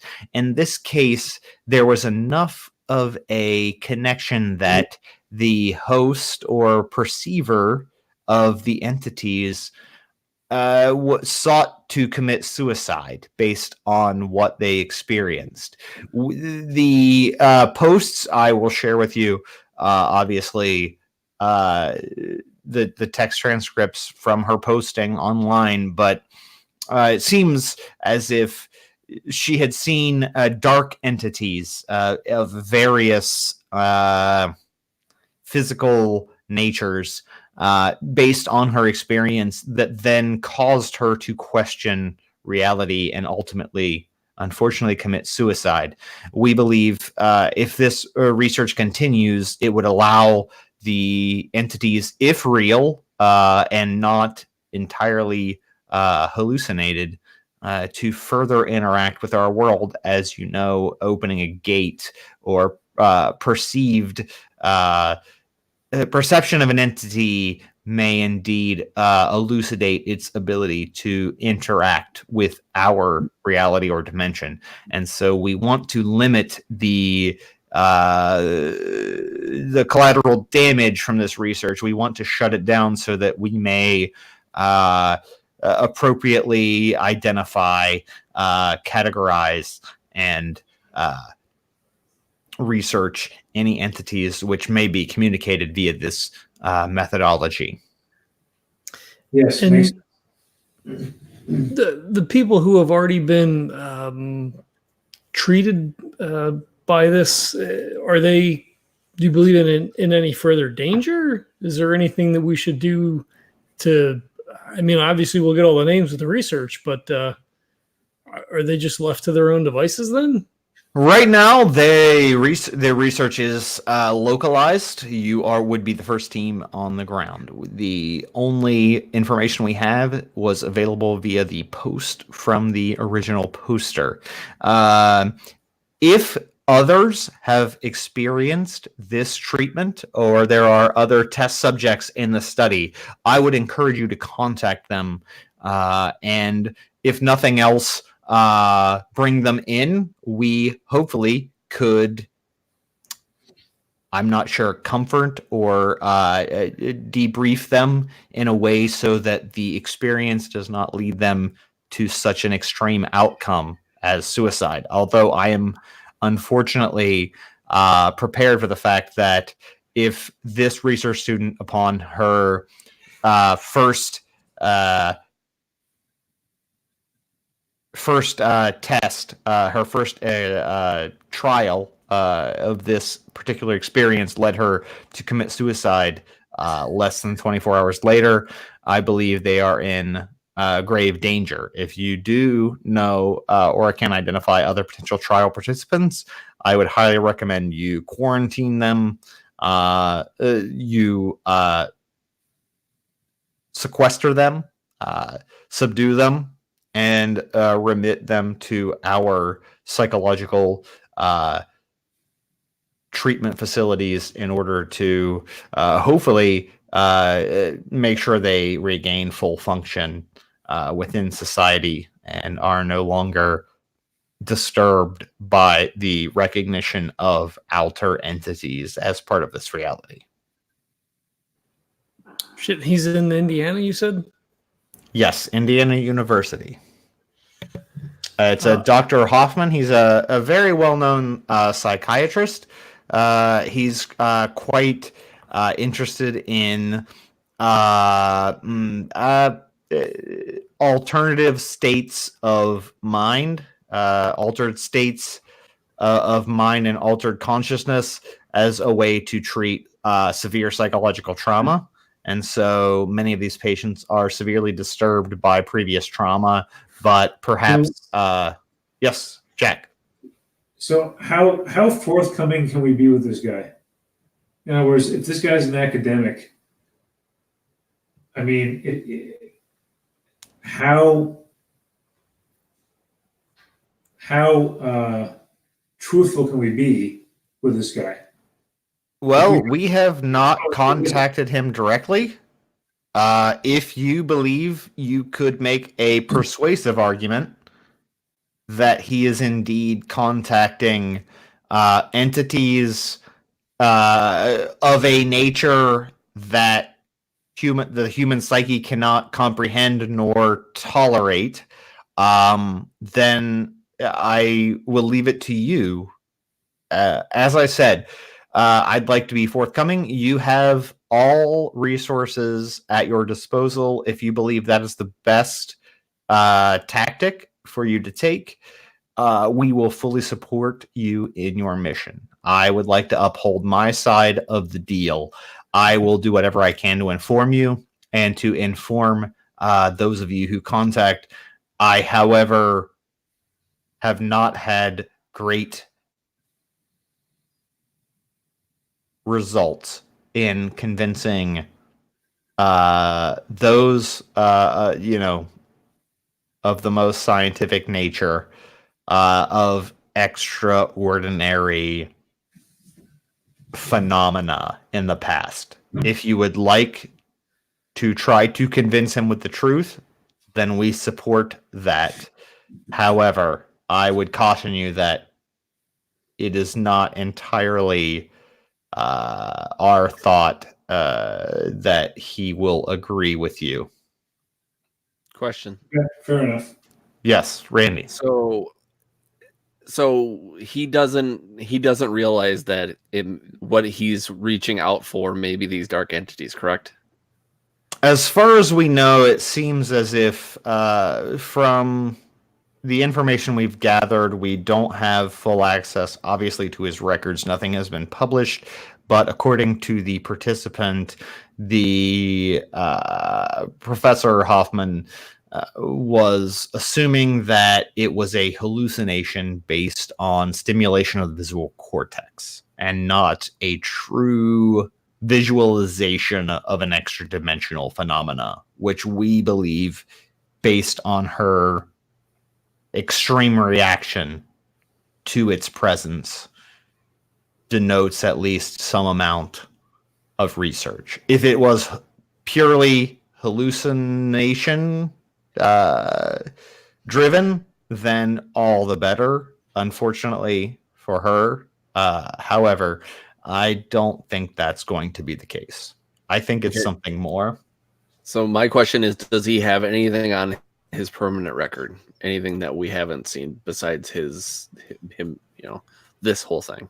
We have no known accomplices. He has not interacted with any cults or organizations who are privy to extra dimensional or extra supernatural information. So no, well, I believe actually, it is. I was meaning more of like a regular police record. No, he has no criminal record. He seems to be a well-respected psychiatrist and looking legitimately into additional and beneficial ways to treat post-traumatic stress, depression, anxiety, many of the mental health states afflicting youth particularly. that he is interested in researching. But in this case, I think he may have come across something that he was unprepared to deal with. Okay. Well, I have a feeling, guys, that we may be able to just reason with him. We do have documented evidence, photographs, video, etc., of these cases that we've already worked on that are pretty incontrovertible if you just show somebody. So I wonder if we can just show them these things and say, listen, we are involved with such and such group, and this is what we do, and listen, you've stumbled onto something that is dangerous. But like secret government organization, Jack, like we can't just tell people and show videos and say, hey, like monsters and shit are real. Edward just said that's okay. Is that what you meant, Edward? I mean, if you show Ghostfacer's video, then that's obviously public domain. You won't be able to show him any confidential edits. The raw footage obviously is still deemed over confidential level of disclosure. So you wouldn't be able to use that. You'd be able to use what is available online, which we obviously, as you know, have edited to have plausible deniability. Okay, I'm not positive he would be. Let me clarify that. I thought you meant you. What I thought you meant was that we could just say we're involved. Well, you can say that. Yes, you can say that. But the video evidence is confidential. You can tell him what you believe is true as the Ghostfacers. Okay, but that's the difference. So you're saying we can't say we're working with this secret government organization. Let me just clarify. Yes, correct. At this point, you would not be able to disclose that you are a member of the Nighthawks organization. Correct. Okay. Yes, Jack, you are correct. You cannot divulge that information or reveal the source of what information you may provide him. If required, we could allow you to disclose some of that information. We could clear that as you contact me. But hopefully we could use non-confidential information sources at if you can convince him with that information, that would be better. However, I may be allowed to disclose some some confidential information to him as you require as the situation escalates, in order to convince him to turn over all of his research records and methodology. Otherwise, of course, if you don't believe he is able to be persuaded, I would recommend you procure that using alternative means. Gotcha. I had two thoughts. So, I mean, if you said that he doesn't have any known cult ties, because my first thought was that, maybe if he was part of the Dark One, that, he was attempting to turn people into gates. I mean, that's frightening. Certainly, yes. Of course, we wouldn't want that to happen. We have no knowledge currently of him being affiliated or contacting Dark One in any circumstances currently. We have done a deep delve into his even VPN protected communications. Nothing seems to be awry. In this case, it seems as if perhaps a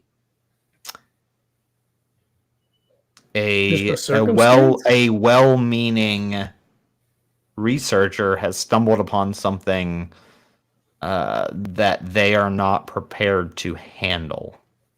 Well, so let me ask you this then. I mean, obviously you guys can dummy up some fake government badges for some, Sure. organization or whatever. I mean, what if we just go in hot and tell them like we've received reports because of the suicide that we need to come in here and investigate, confiscate records, equipment, that sort of thing. Oh, like CDC, like something along those lines. Give him a number that comes back to you. So if he calls for confirmation, as I expect he probably would, they'd get one of us. As you understand, there's a bit of plausible deniability that we need. I think you have to understand that the public nature of the post from the participant makes it likely that if you go in, metaphorically guns blazing, badges out, CDC, etc.,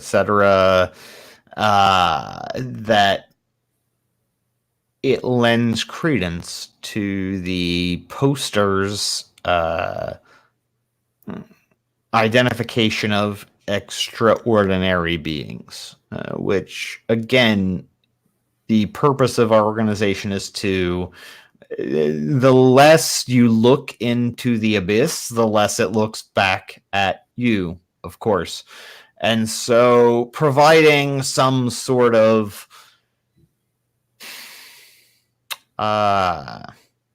official government response to such an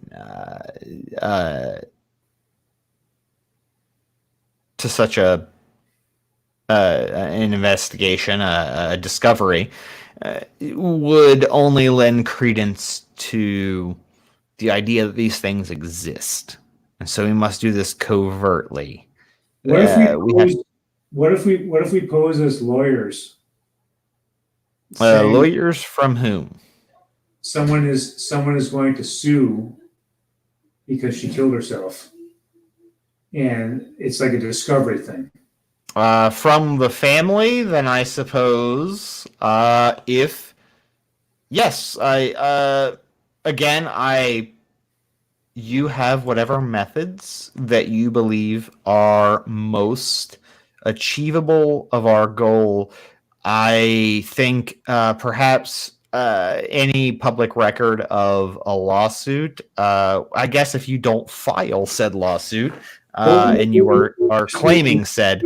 Yeah, we were just going and scare them. Then perhaps, yes, that might be a way to do it. You could go in posing as discovery attorneys for the obvious in the country. Is very common if someone has adverse events from a clinical trial or some medical trial that perhaps you would seek damages. So yes, I think you could absolutely try that angle. And maybe that would scare him into turning over his data.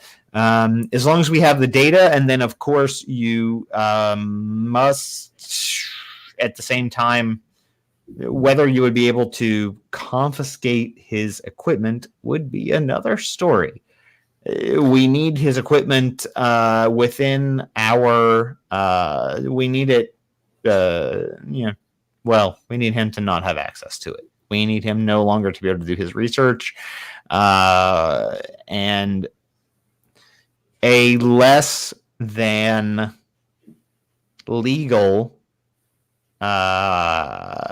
disappearance or destruction or an accidental destruction of his property would be, of course, preferable, as he would have no recourse other than to pursue another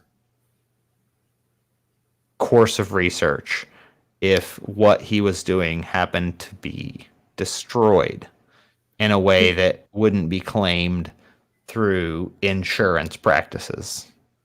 Well, is his I assume his particular thing is proprietary? Is the equipment that he's using something that he's designed on his own, or is this standard medical equipment?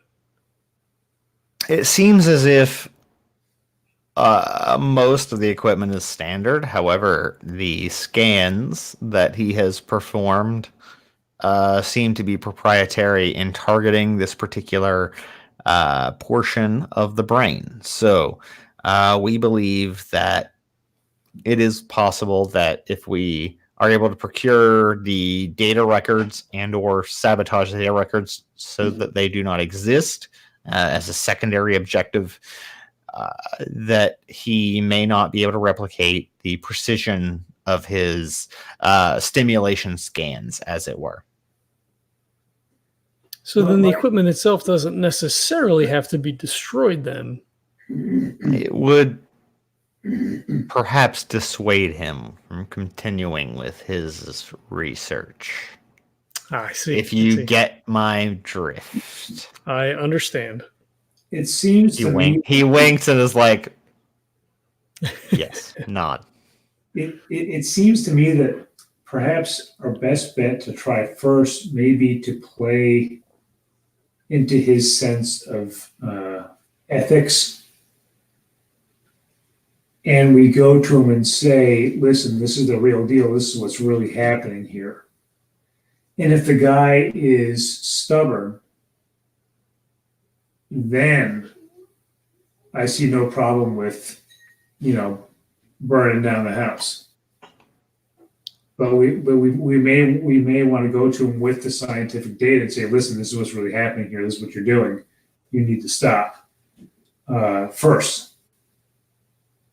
I mean, if we go as the ghost facers, I don't think a scientist is going to listen to us. Yeah, but Edward is saying that we have some leeway here, to let the cat out of the bag a little bit. Yeah, but as us, I mean, we can't go in posing as guys from a secret government organization. Like, that's off the table. As a secondary option, it sounds like maybe we can. No, he said we can't. He said that's not an option. It was you might be able to get less filtered. You would not be designated agents of an extra governmental organization. It would be the Ghost Facers, more raw footage, more like as in rawer footage of things that may or may not convince him. Okay. So that's more clear. Yes. Okay. All right. Well, I mean, I like your lawyer idea. I mean, Randy's already got a whole website set up. I mean, we could just co-op those identities. Yeah. I have a feeling that like the guy's going to be scared. If we go in as such and such law firm and say, listen, and we can do good cop, bad cop. We can say, listen, we know this is not your fault, blah, blah, blah, blah, blah, and we're trying to help you. But if you're going to let us help you, you need to let us have access to such and such. Right. We have to find out where his primary location. Edward, do we have his primary location? Is he working out of the university itself, or is this something where he's working out of a private facility? No, he is indeed working out of a university lab. It is in one of the research halls, the sub-basement. There is a equipment procurement records. We can direct you directly if you need to his laboratory. It's well documented, yes, and public information. I think, guys, this may be a slight risk, but I think this would probably work. Is we go in there and we just say, listen, the university has hired us as defense attorneys. And we are the university's defense attorneys, and we're coming in and we need all this stuff, right? I think that might be the best bet. Well, the only problem with that is if he goes to the dean's going to say, I don't know who the fuck these jokers are. That's the risk. Well, but if we go... I have a feeling that the guy is probably freaked out enough already. I don't know, man. Like, scientists get pretty hardcore, I think, for the most part. Listen, I will tell you from experience, dude. Scientists have their head up their own ass, and they do not know that they live in a bubble. Okay? I know, but what I'm saying is they live in a bubble, and if the university says this, they will do what the university says. I don't know, Randy. What do you think? That doesn't. You're muted, Kurt. So yeah, I think going in hot as the lawyers. I think I like the defense lawyer aspect because he's not going to know any better. And you know what? If we can kind of try to infiltrate. And if he goes to the dean, well, you know what? Then we just, go and break into his office and just burn the place down. I mean, there you go. I like your thinking. I mean, other people will be there, but the alarms will go off. It'll be fine. We can shoot some people as we run past. I don't know. But I really do think, just kidding, Erin, just kidding. But I really think I like that defense lawyer kind of treatment because even if maybe going in as the lawyers coming after them would be good because they are not going to be able to do enough research to know where we're coming from. So if we go in as the lawyers trying to sue him from the family, or we don't even have to reveal that's the family, we can just be an interested party, then maybe that information. If we go in saying we're going to sue him, he's just going to clam up and go, no, I'm not talking to you. I'm going to call my lawyer. I guess that's true too. Well, there's a lot of, we're going to have to make a decision because either way, which way we go, defense lawyer or whatever, there's a lot of risk that could blow up in our face. So, but if we say we're hired by the university, he's a lot less likely to question that. Yeah. I mean, I guess that's probably true. Edward, could we get a dummy letter from the dean or from the office administration from the college? We go in with that. I like it. Then yeah, he would be unlikely, probably to question it. Then you muted.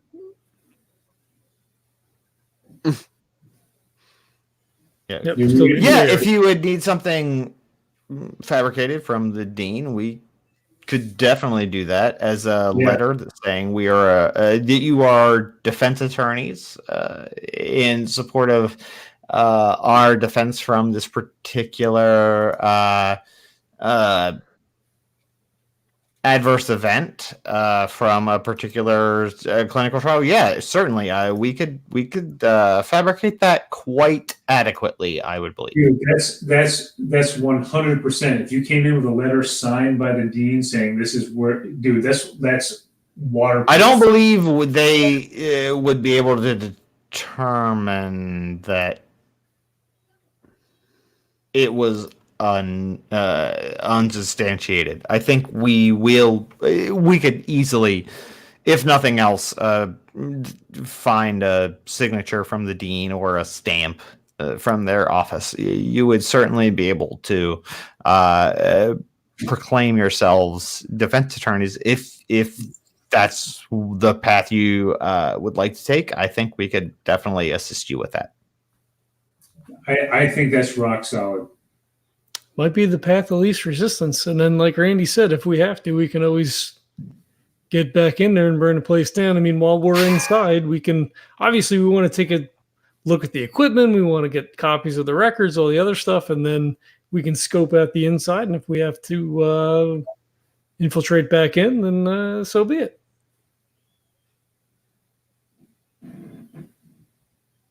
And I just want you to know that from our side, if you must destroy the evidence and the equipment required, please do.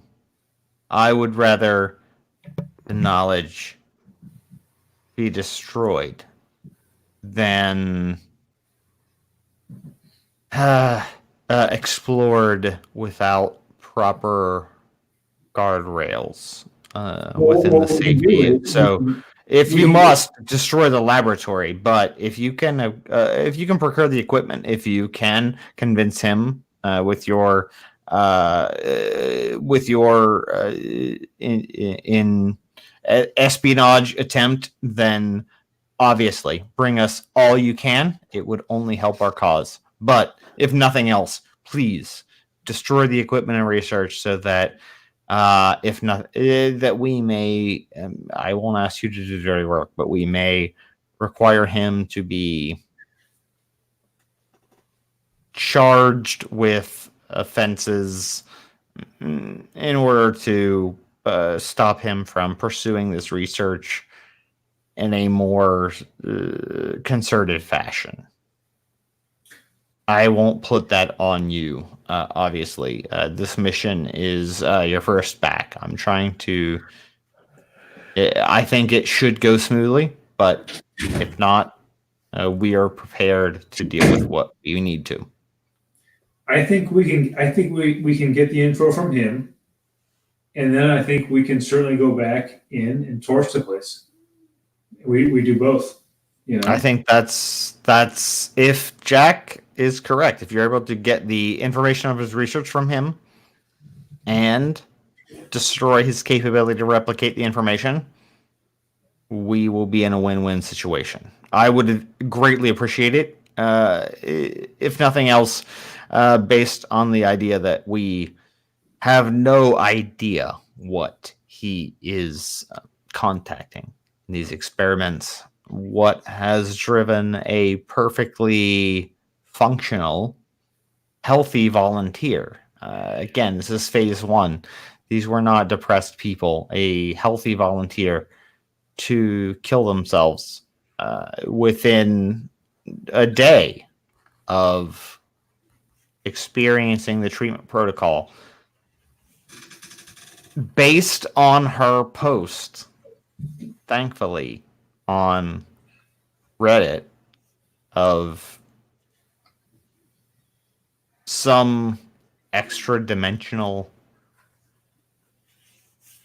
supernatural experience is the only thing that let us know that this is something that we must consider. So it's up to you to find out what actually happened.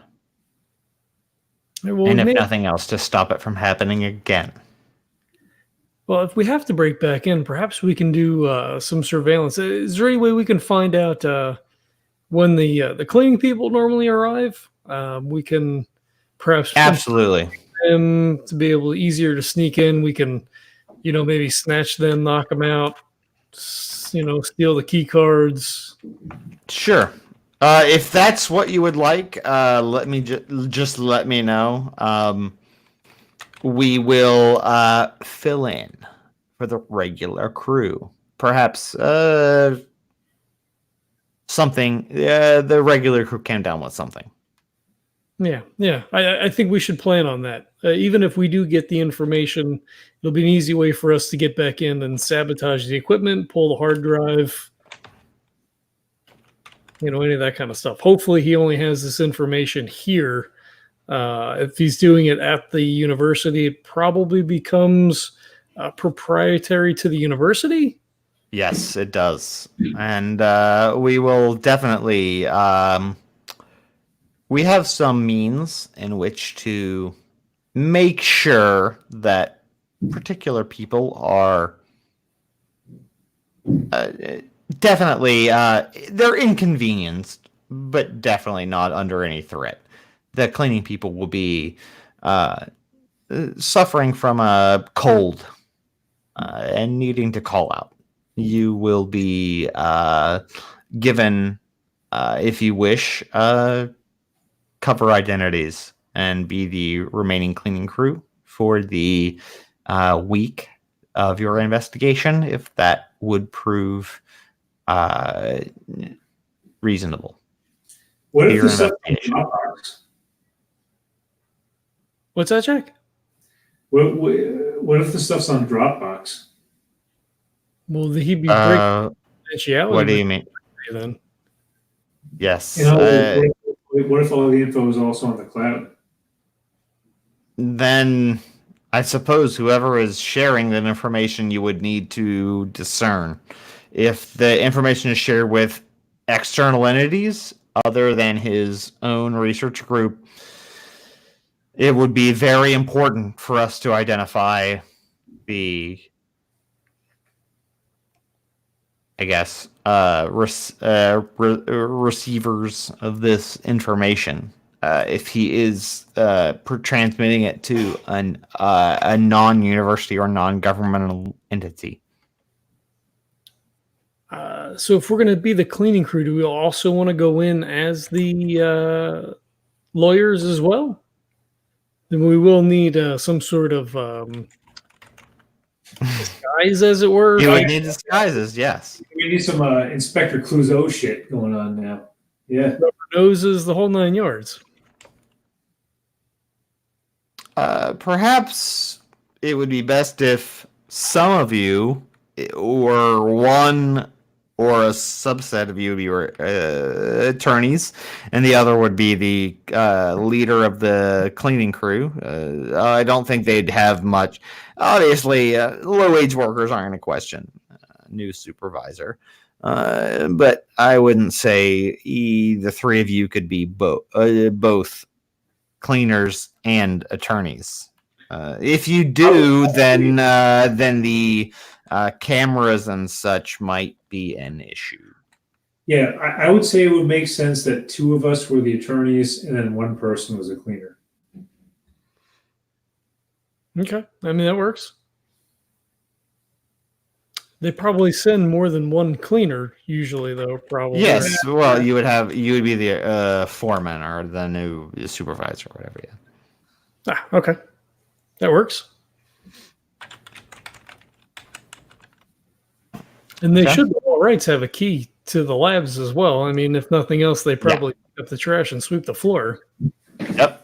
Yes, I would assume if you could, we will infiltrate the cleaning crew with one of you.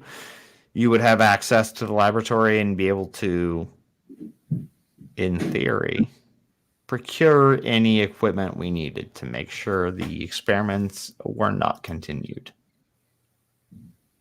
Right. I mean, sounds theoretically easy enough. I would hope so. This seems fairly straightforward for you all. I am hoping to ease you back in before we get into anything, too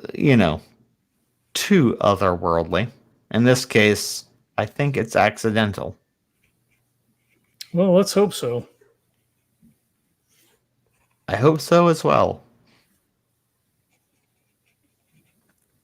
Randy, questions? Anything I can elucidate for you? Nope. I think I have all the information I need. Excellent. Well, I hope I've been as forthcoming as I possibly can. I appreciate your agents' resolve and dedication to the cause. You are the front line. As far as the people who have already been treated, what's the best way you believe to get them back here? That is a great question. If you could convince them, I can give you cover identity for either of the three of your group to be psychiatrists, perhaps even rival researchers who may be able to lure them to a location or a treatment facility that would better treat their affliction based on their experience with the trial. Otherwise, I can provide you with sedative medications or treatments in which to unfortunately, forcefully require them, reprimand them into our custody. And then we will deprogram if possible, those particular patients. And if not, then we will remit them to one of our treatment facilities. Do we have agents in the field that we could bring them to in Indiana? Yes, I will provide you with a squad for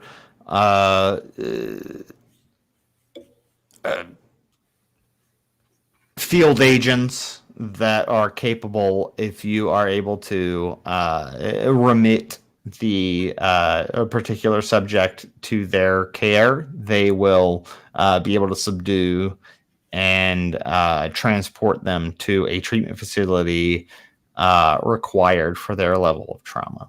Yes. Okay. I believe that'll probably be easier than us trying to get them back here on our own. Yes, I would say if you could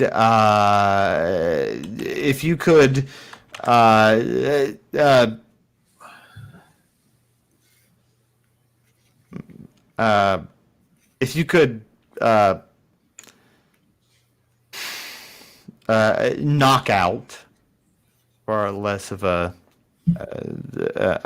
more medical term, any particular subjects that may have received the treatment, and then remand them to our team, we will make sure they are adequately deprogrammed and psychologically cleared for routine release into the population.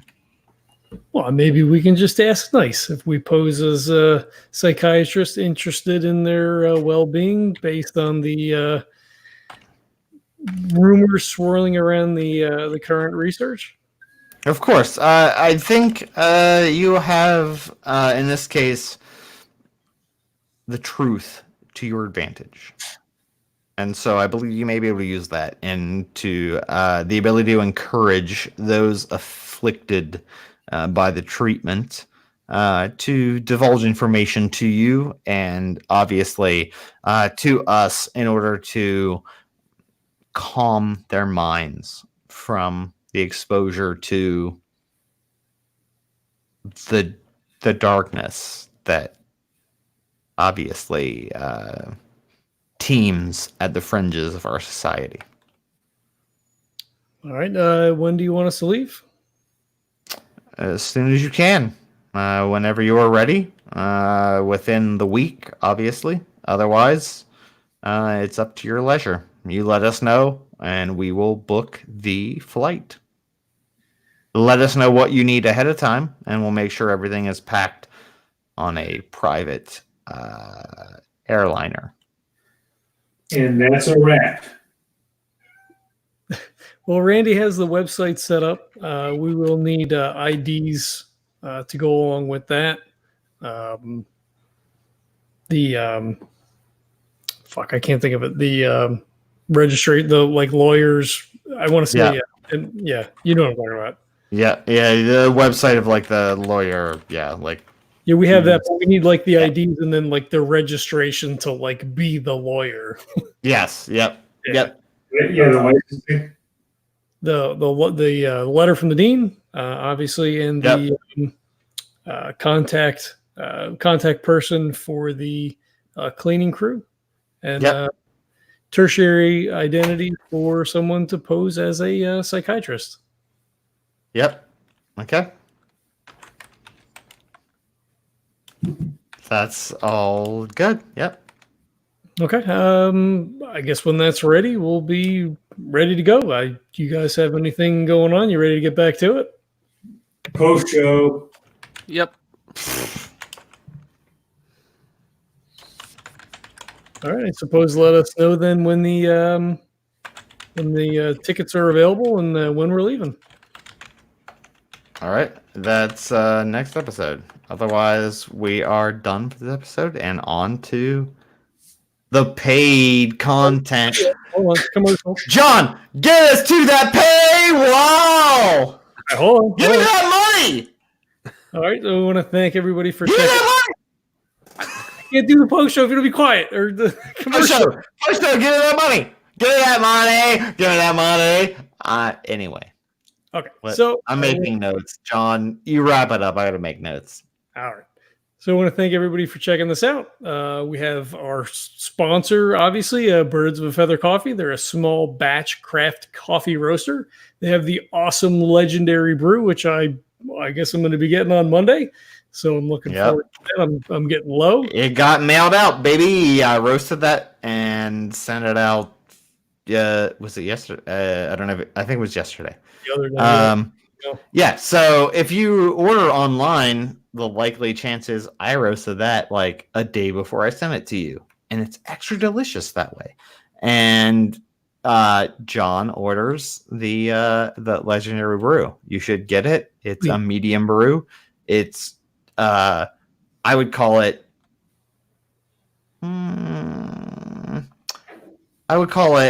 smooth and approachable, but still pretty dynamic in your face. Just wind that. Like, I think it's good. It's got a nice highs and lows to it. Great medium roast. You guys are getting the good stuff. Only the highest quality of beans for anything from Birds in general. Our dark roast Night Owl blend is our most popular, but very good. I have gotten a lot of legendary brew orders recently. So I'm sending those babies out. You get super high quality beans. This guy right here who's yelling at you at every game other than one that John runs, like, that guy's making your coffee. I'm yelling at you and making your morning better. So order it up. It's delicious. It's muted. It's delicious. It's vibrant. It's dynamic. You're going to love it. Please order some legendary brew. John gets a cut of the money. Legendary, the Legends of Coffee, Legend of Tabletop, the legendsofcoffee.com. We don't have that. The legendsoftabletop.com gets a cut of the money. Just so you know. If you use John gets a free bag because he did some help on a Cthulhu game, and I'm not giving you that free coffee this time. I'll do it next time because I didn't want to send that to somebody else. Well, email me and I'll just do it. Yeah. So if you get, So if you use John 10, you're going to get 10% off your order. Shipping is always free. You can use the link in the show notes for the legendary brew. You can also go to tinyurl.com/legendary brew, or go over to birdsofafeathercoffee.com. You could find the Night Owl blend, the hummingbird decaf. The decaf. I see that's decaf. The morning, it's Night Owl dark roast, morning lark light blend, the hummingbird decaf. We have several single origins available. But I believe the only place you can get the legendary blend is on legendsoftabletop.com through their web link. And it's birdsofafeathercoffeecompany.com / I believe legendary brew. Legendary blue. Legendary blue. God damn it. I give up. If I was legendary brew. I'm just telling you, if I was behind the paywall right now and I was paying for a 10-minute commercial, I wouldn't be too happy. What? Really? It's delicious. You know what? Here's me. Fantastic. This is not my coffee, but it's water. But if it were my coffee, this is how I'd be. Guys, paywall, Patreon, here. All right. We're almost there. All right. So does Brett like it? I don't know. We do have a Patreon now as well. It actually does have content on it. We've actually had it for a while. I haven't done anything. So I'm starting to upload content there. So you'll be able to get our exclusive post shows, the outtakes. Lucy's. And we're getting ready to roll into a post show shortly. So thanks again for checking it out. And we'll catch you next time. Post show, baby. Post show. This is about to get sloppy. Wait a minute. What? So you're saying Kurt it doesn't like it. about to get sloppy? Wait a minute. Kurt doesn't like it about to get sloppy. No, it was sloppy the whole time. So remember, Neil, when we rewind like back before when you were talking about when someone was in the bathroom and all they could hear was you, like, it's funny because I have my headphones on, so you shouldn't be able to hear anything, and my wife can hear you from across the room. I can't hear exactly what you're saying, but all she can hear. I'm so loud. I don't know what. I don't. When you got the new setup and you put all the voice changes, it's loud and tinny, but when you're just like normal volume, it sounds fine. But you're excited all the time. I'm excited all the time. Here's the thing. I worked at McDonald's for 3 years, high school / college. And here's the thing. I got put one day, they were like, hey, be in the window, right? Like first window, right? Where you take the money. That's called window. And they're like, let's see how it goes. And I'm not kidding. 20 minutes in, the manager came in and was like, wow, you're great at this. You really cut through. And I'm like, I'm loud and I'm proud. Get used to it. And you gotta just lower the sensitivity of your mic. That's all. Yeah. So if anyone cares, compress your audio, go fuck yourself, and listen and pay to this podcast because the content's good. It's funny. You know what? I'm loud, but I'm proud. And here's the thing. Turn the gain down. Here's the thing. Sploosh, sploosh, sploosh, sploosh, sploosh. That's jism into your face. Patreon. This is jism. Sploosh, sploosh. Like it. You should like it. Nobody. For those of you who are newbies, doesn't like it. Okay. For those of you who are audio newbies, there's a thing called a meter, and there's a thing called being in the red, and like you don't want to be in the red. So I'm always in the red. You just lower it, and so you're not in the red. This is me. This is me. I'm the handler, and here's me handling the red. No, it's not about you. I'm the red. What you do is, Neil, you set your levels based on you being loud. So you do. That's John. John should compress this. John needs to compress this audio so that it doesn't get loud. You can do your loudest, and then you say, "Hey, let me adjust my volume so that when I'm at my loudest, I'm not in the red." And then you're see me doing it? No, that's John's job. Down on your fucking microphone. What? So you do the gain down on your mic. Hold on.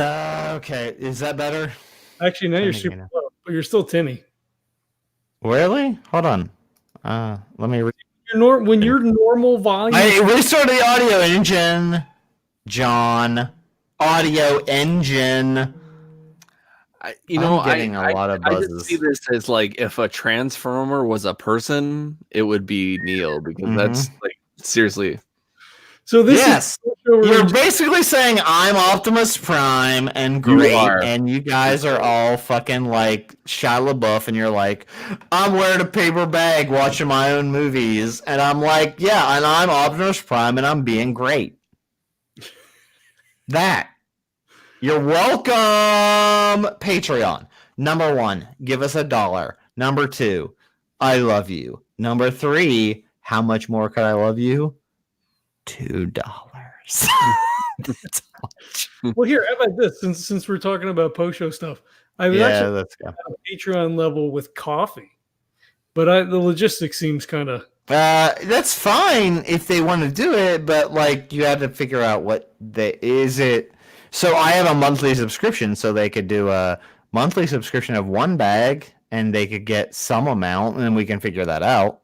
Or 2 bags is like you get a discount. So if you do 2 bags, you get a discount if you get 2 bags a month.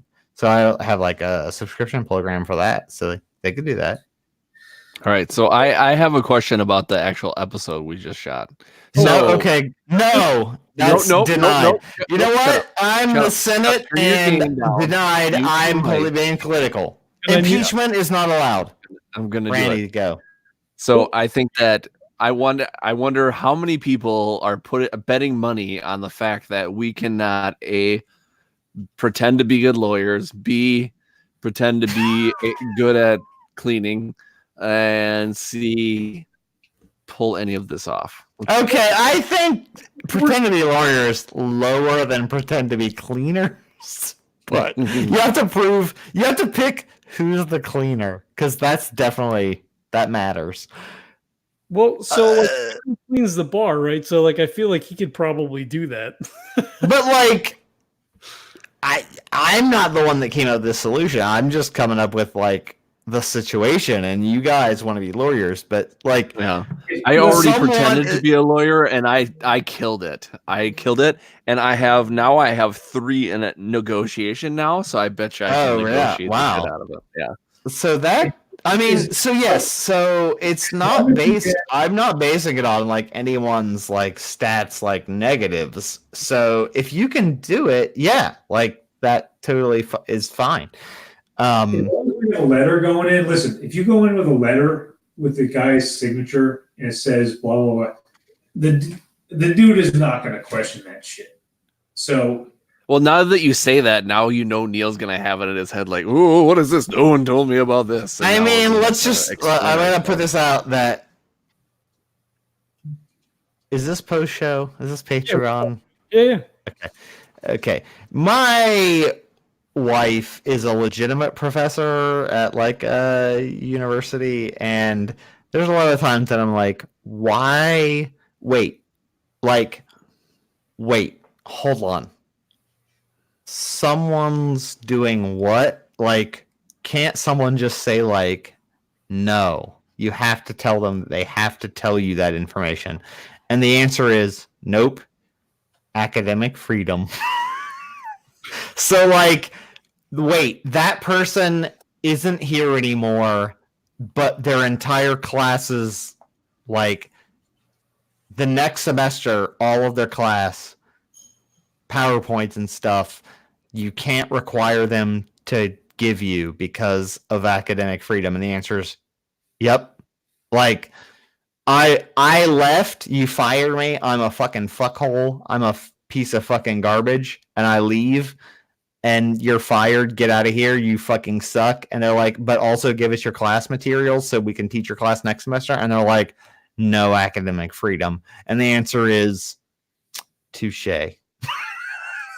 So you're looking at a system that I have a little bit of insight into, that is like basically go fuck yourself is the answer for all questions. Well, yeah, but now when your ass is getting sued.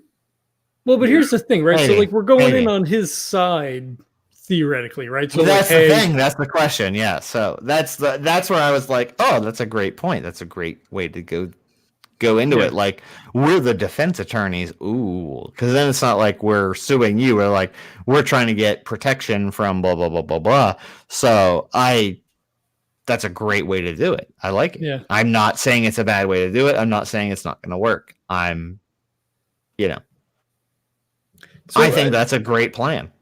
To keep in like actual post game conversation. So are we seeing a little bit of a darker Randy now? Like, has Randy changed from before? Yeah, that's a great question. Is Randy even at all? Like, I don't know if Edward had any effect on him or not. I don't know.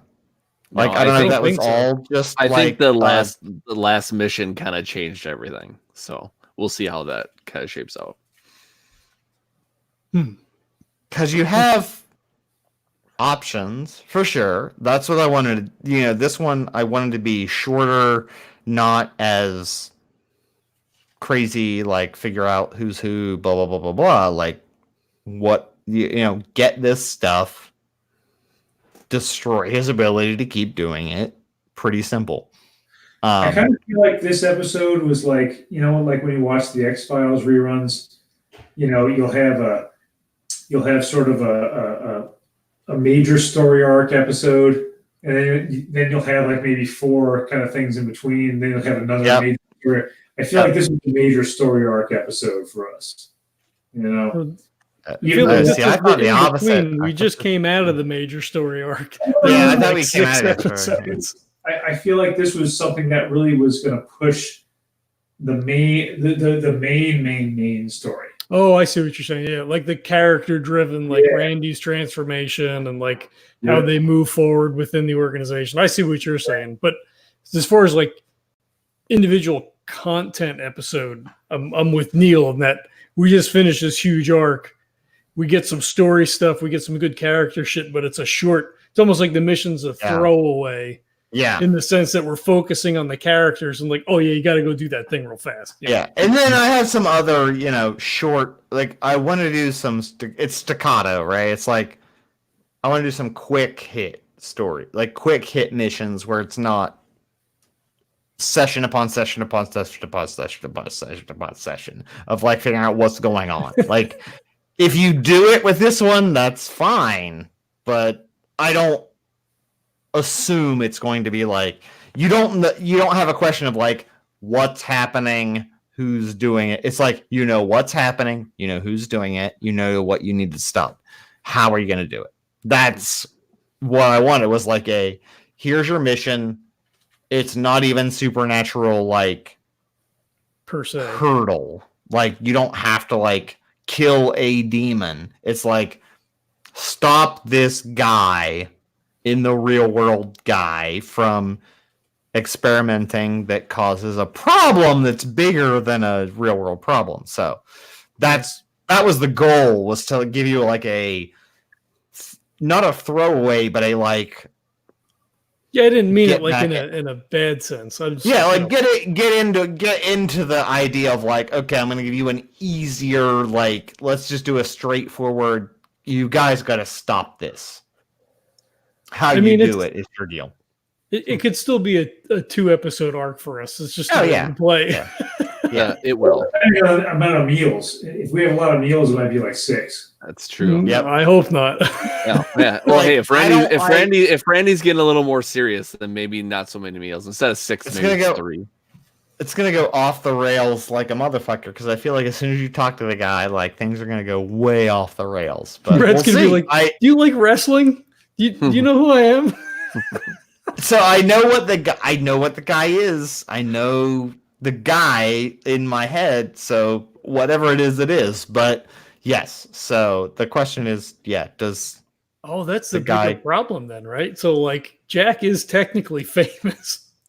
So maybe Jack doesn't go in as a fucking lawyer. Listen, none of these college professor guys are going to know a professional wrestler from 8 years ago. Like, I don't know. Maybe. You never know, right? That's the question. Oh, that's a whole episode. That's what I like, the risks. I like the risks of like who does what part, Who knows? Like you guys have liability. You all have liabilities. You all have histories. You all have. I mean, what if this professor watches the ghost face and is like, "This is 2/3 of the ghost face." You don't know. Fuck.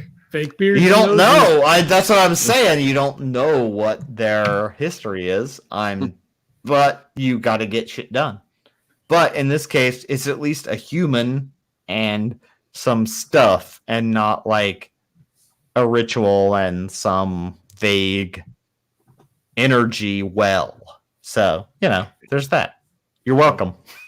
You're welcome. Look, guys, I'm going to sign off. So I'm going to ruin your thing here, but you're good. Brett / Jack. You're welcome for the $60 worth of bottle of wine / shipping I just sent you this session. You're welcome.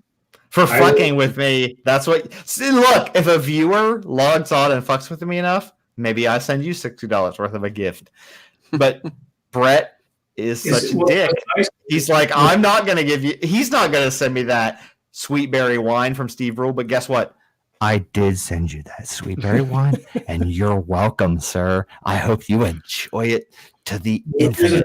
You probably, and I appreciate that, And you probably sent it to me because you said in your mind, "Oh my gosh, here's some other guy who actually knows about, Tim Heidecker and Eric Wareheim." It was mostly that. It was mostly someone else surprised that Eric Wareheim had a winery, and I haven't got it myself, but I want someone to enjoy Steve Brule's Sweetberry wine, and I don't think anyone other than Brett would enjoy it more. So I wanted him more than myself to enjoy it because I want to know what he thinks about Steve Brule's Sweetberry wine. I love you, Brett. To your health. To your health. Exactly, Brett.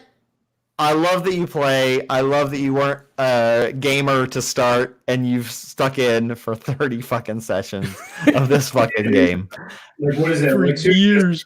You're like years, and you're like fucking like I watch your videos. You're like fucking jamming like fucking guitar like a goddamn fucking master, and I'm like, this guy dicks around pretending to be a wrestler on my podcast. So all I know is, please enjoy it. I hope you love Steve Brule's Sweetberry wine.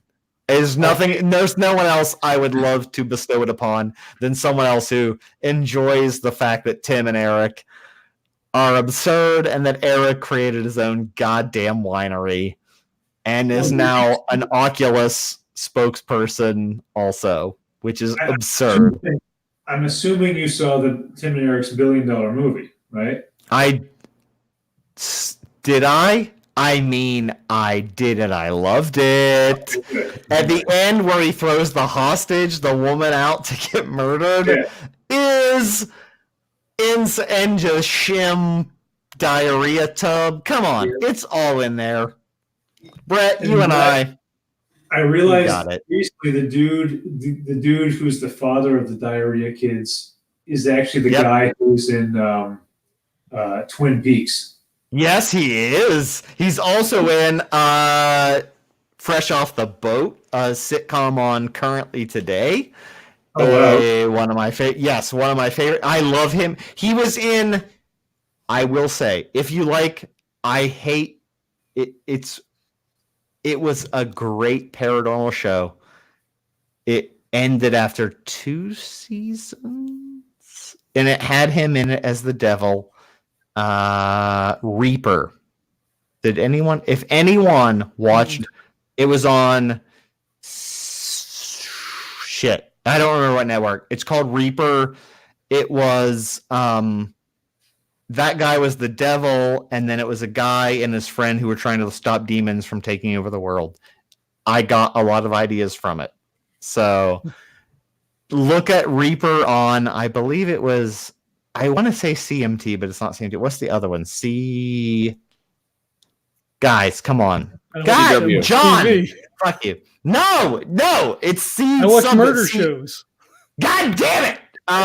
Anyway. CW, CW, yes. Kurt, God, fuck, you got me. CW, watch Reaper in reruns and see whatever the guy's name is who is the devil and in that movie or in that show, and also in Twin Peaks, and also the father of the shim kids who diarrhea into a bathtub while someone sits there in the Tim and Eric $1 billion movie. Brett and I, we're here, and I needed to give him the Sweetberry wine as a sweet Christmas gift. You're welcome. Happy Christmas or whatever. I hope you enjoy it. Please, I hope John sends you the email with the tracking, because you have to actually be there to sign for because it's 21 or over. Otherwise, it's going to go right goddamn back to the distributor. But let me know what it's like. I love you, Brett, and I love your Eric Wareheimness. I will certainly post Facebook pictures when I receive it. Drink that sweet. If there's not just you covered in Sweetberry wine, I'm going to be disappointed. You got to do a live. Wait, before you go, you got to do a live opening. Next episode, that's the post show. Can we do that? Of course. Can you get John to record the live opening and do that episode? Because I want to see you open and drink Sweetberry wine 2018. Sweetberry wine. It looks amazing. I've wanted to try it, but I want to experience it through Brett's eyes. So let's do it. Let's do it, buddy. Will do. Okay. All right, guys. Go bed. All right. Good night. I gotta go too. I gotta work early because retail is fun, folks. So I gotta probably work at some point or do a thing. Yeah. So I know. Believe me, I wish I could stay up and chat more too, but I appreciate it. The holidays thank you so much. make Randy's the guy who sorry plays for Randy getting not you very happy. super serious with Edward, but Brett wanted it and I gave it to him. No, that's all right. We got it. We had a moment. We had a heart to heart. I thought it was okay. That's right. Oh, I didn't realize you were being lying, and then I was like, "Wow, Randy's a great actor." And Edward doesn't know because I didn't know. I thought you were being serious. So that I'm like, "Damn, Randy's pretty good at this." So This is a great episode. I love this episode. I thought it was great. I thought it was a good narrative, character building episode. Mm-hmm. So for sure. Okay. Have a good night, everybody. Take it easy. Until next time. Yep. And then there were two. All right. So we'll wrap this up as well. If you're watching this, you're probably on Patreon. So thanks for giving us money. And we'll catch you next time around. Please keep giving us money on Patreon and getting more exclusives. Get exclusives. We love you. And maybe a coffee tier. Keep your eyes peeled. Oh, if there's a coffee tier, trust me. I'll do something. Okay, you might get regular stuff to start, but at some point, I'll do a special coffee tier that you're like your minds are gonna be blown. So, like, if you support at a level at the regular coffee tier, it's gonna be the regular coffee tier, and I'll get a single origin, and it's like mind blowing. And maybe I'll do it as exclusive for you guys. So nice. I like it. If you do that, like, I just want to know that people love my coffee. Because, everyone's, what's it called? I don't know. My words aren't working anymore. What time is it? It's 11:41. I gotta go to sleep. I feel like I'm a sham. So if you love my coffee, please subscribe to a coffee tier, and then I'll know that I'm not a sham and that you love my coffee, and I'll give you even better coffee. How about that? Does that work? Coffee. Sure. We do a good job. And I work real hard. I literally sit there for 5 hours turning dials and fucking knobs and shit every week or more, 5 to 10 hours. So that's what it takes to get your delicious coffee. And I love it. And I love that you love it. So thank you so much for supporting the podcast and supporting Legendary Brew, which is a great coffee. Good beans, good guys, good entertainment. And we're out. Which we're not really out yet.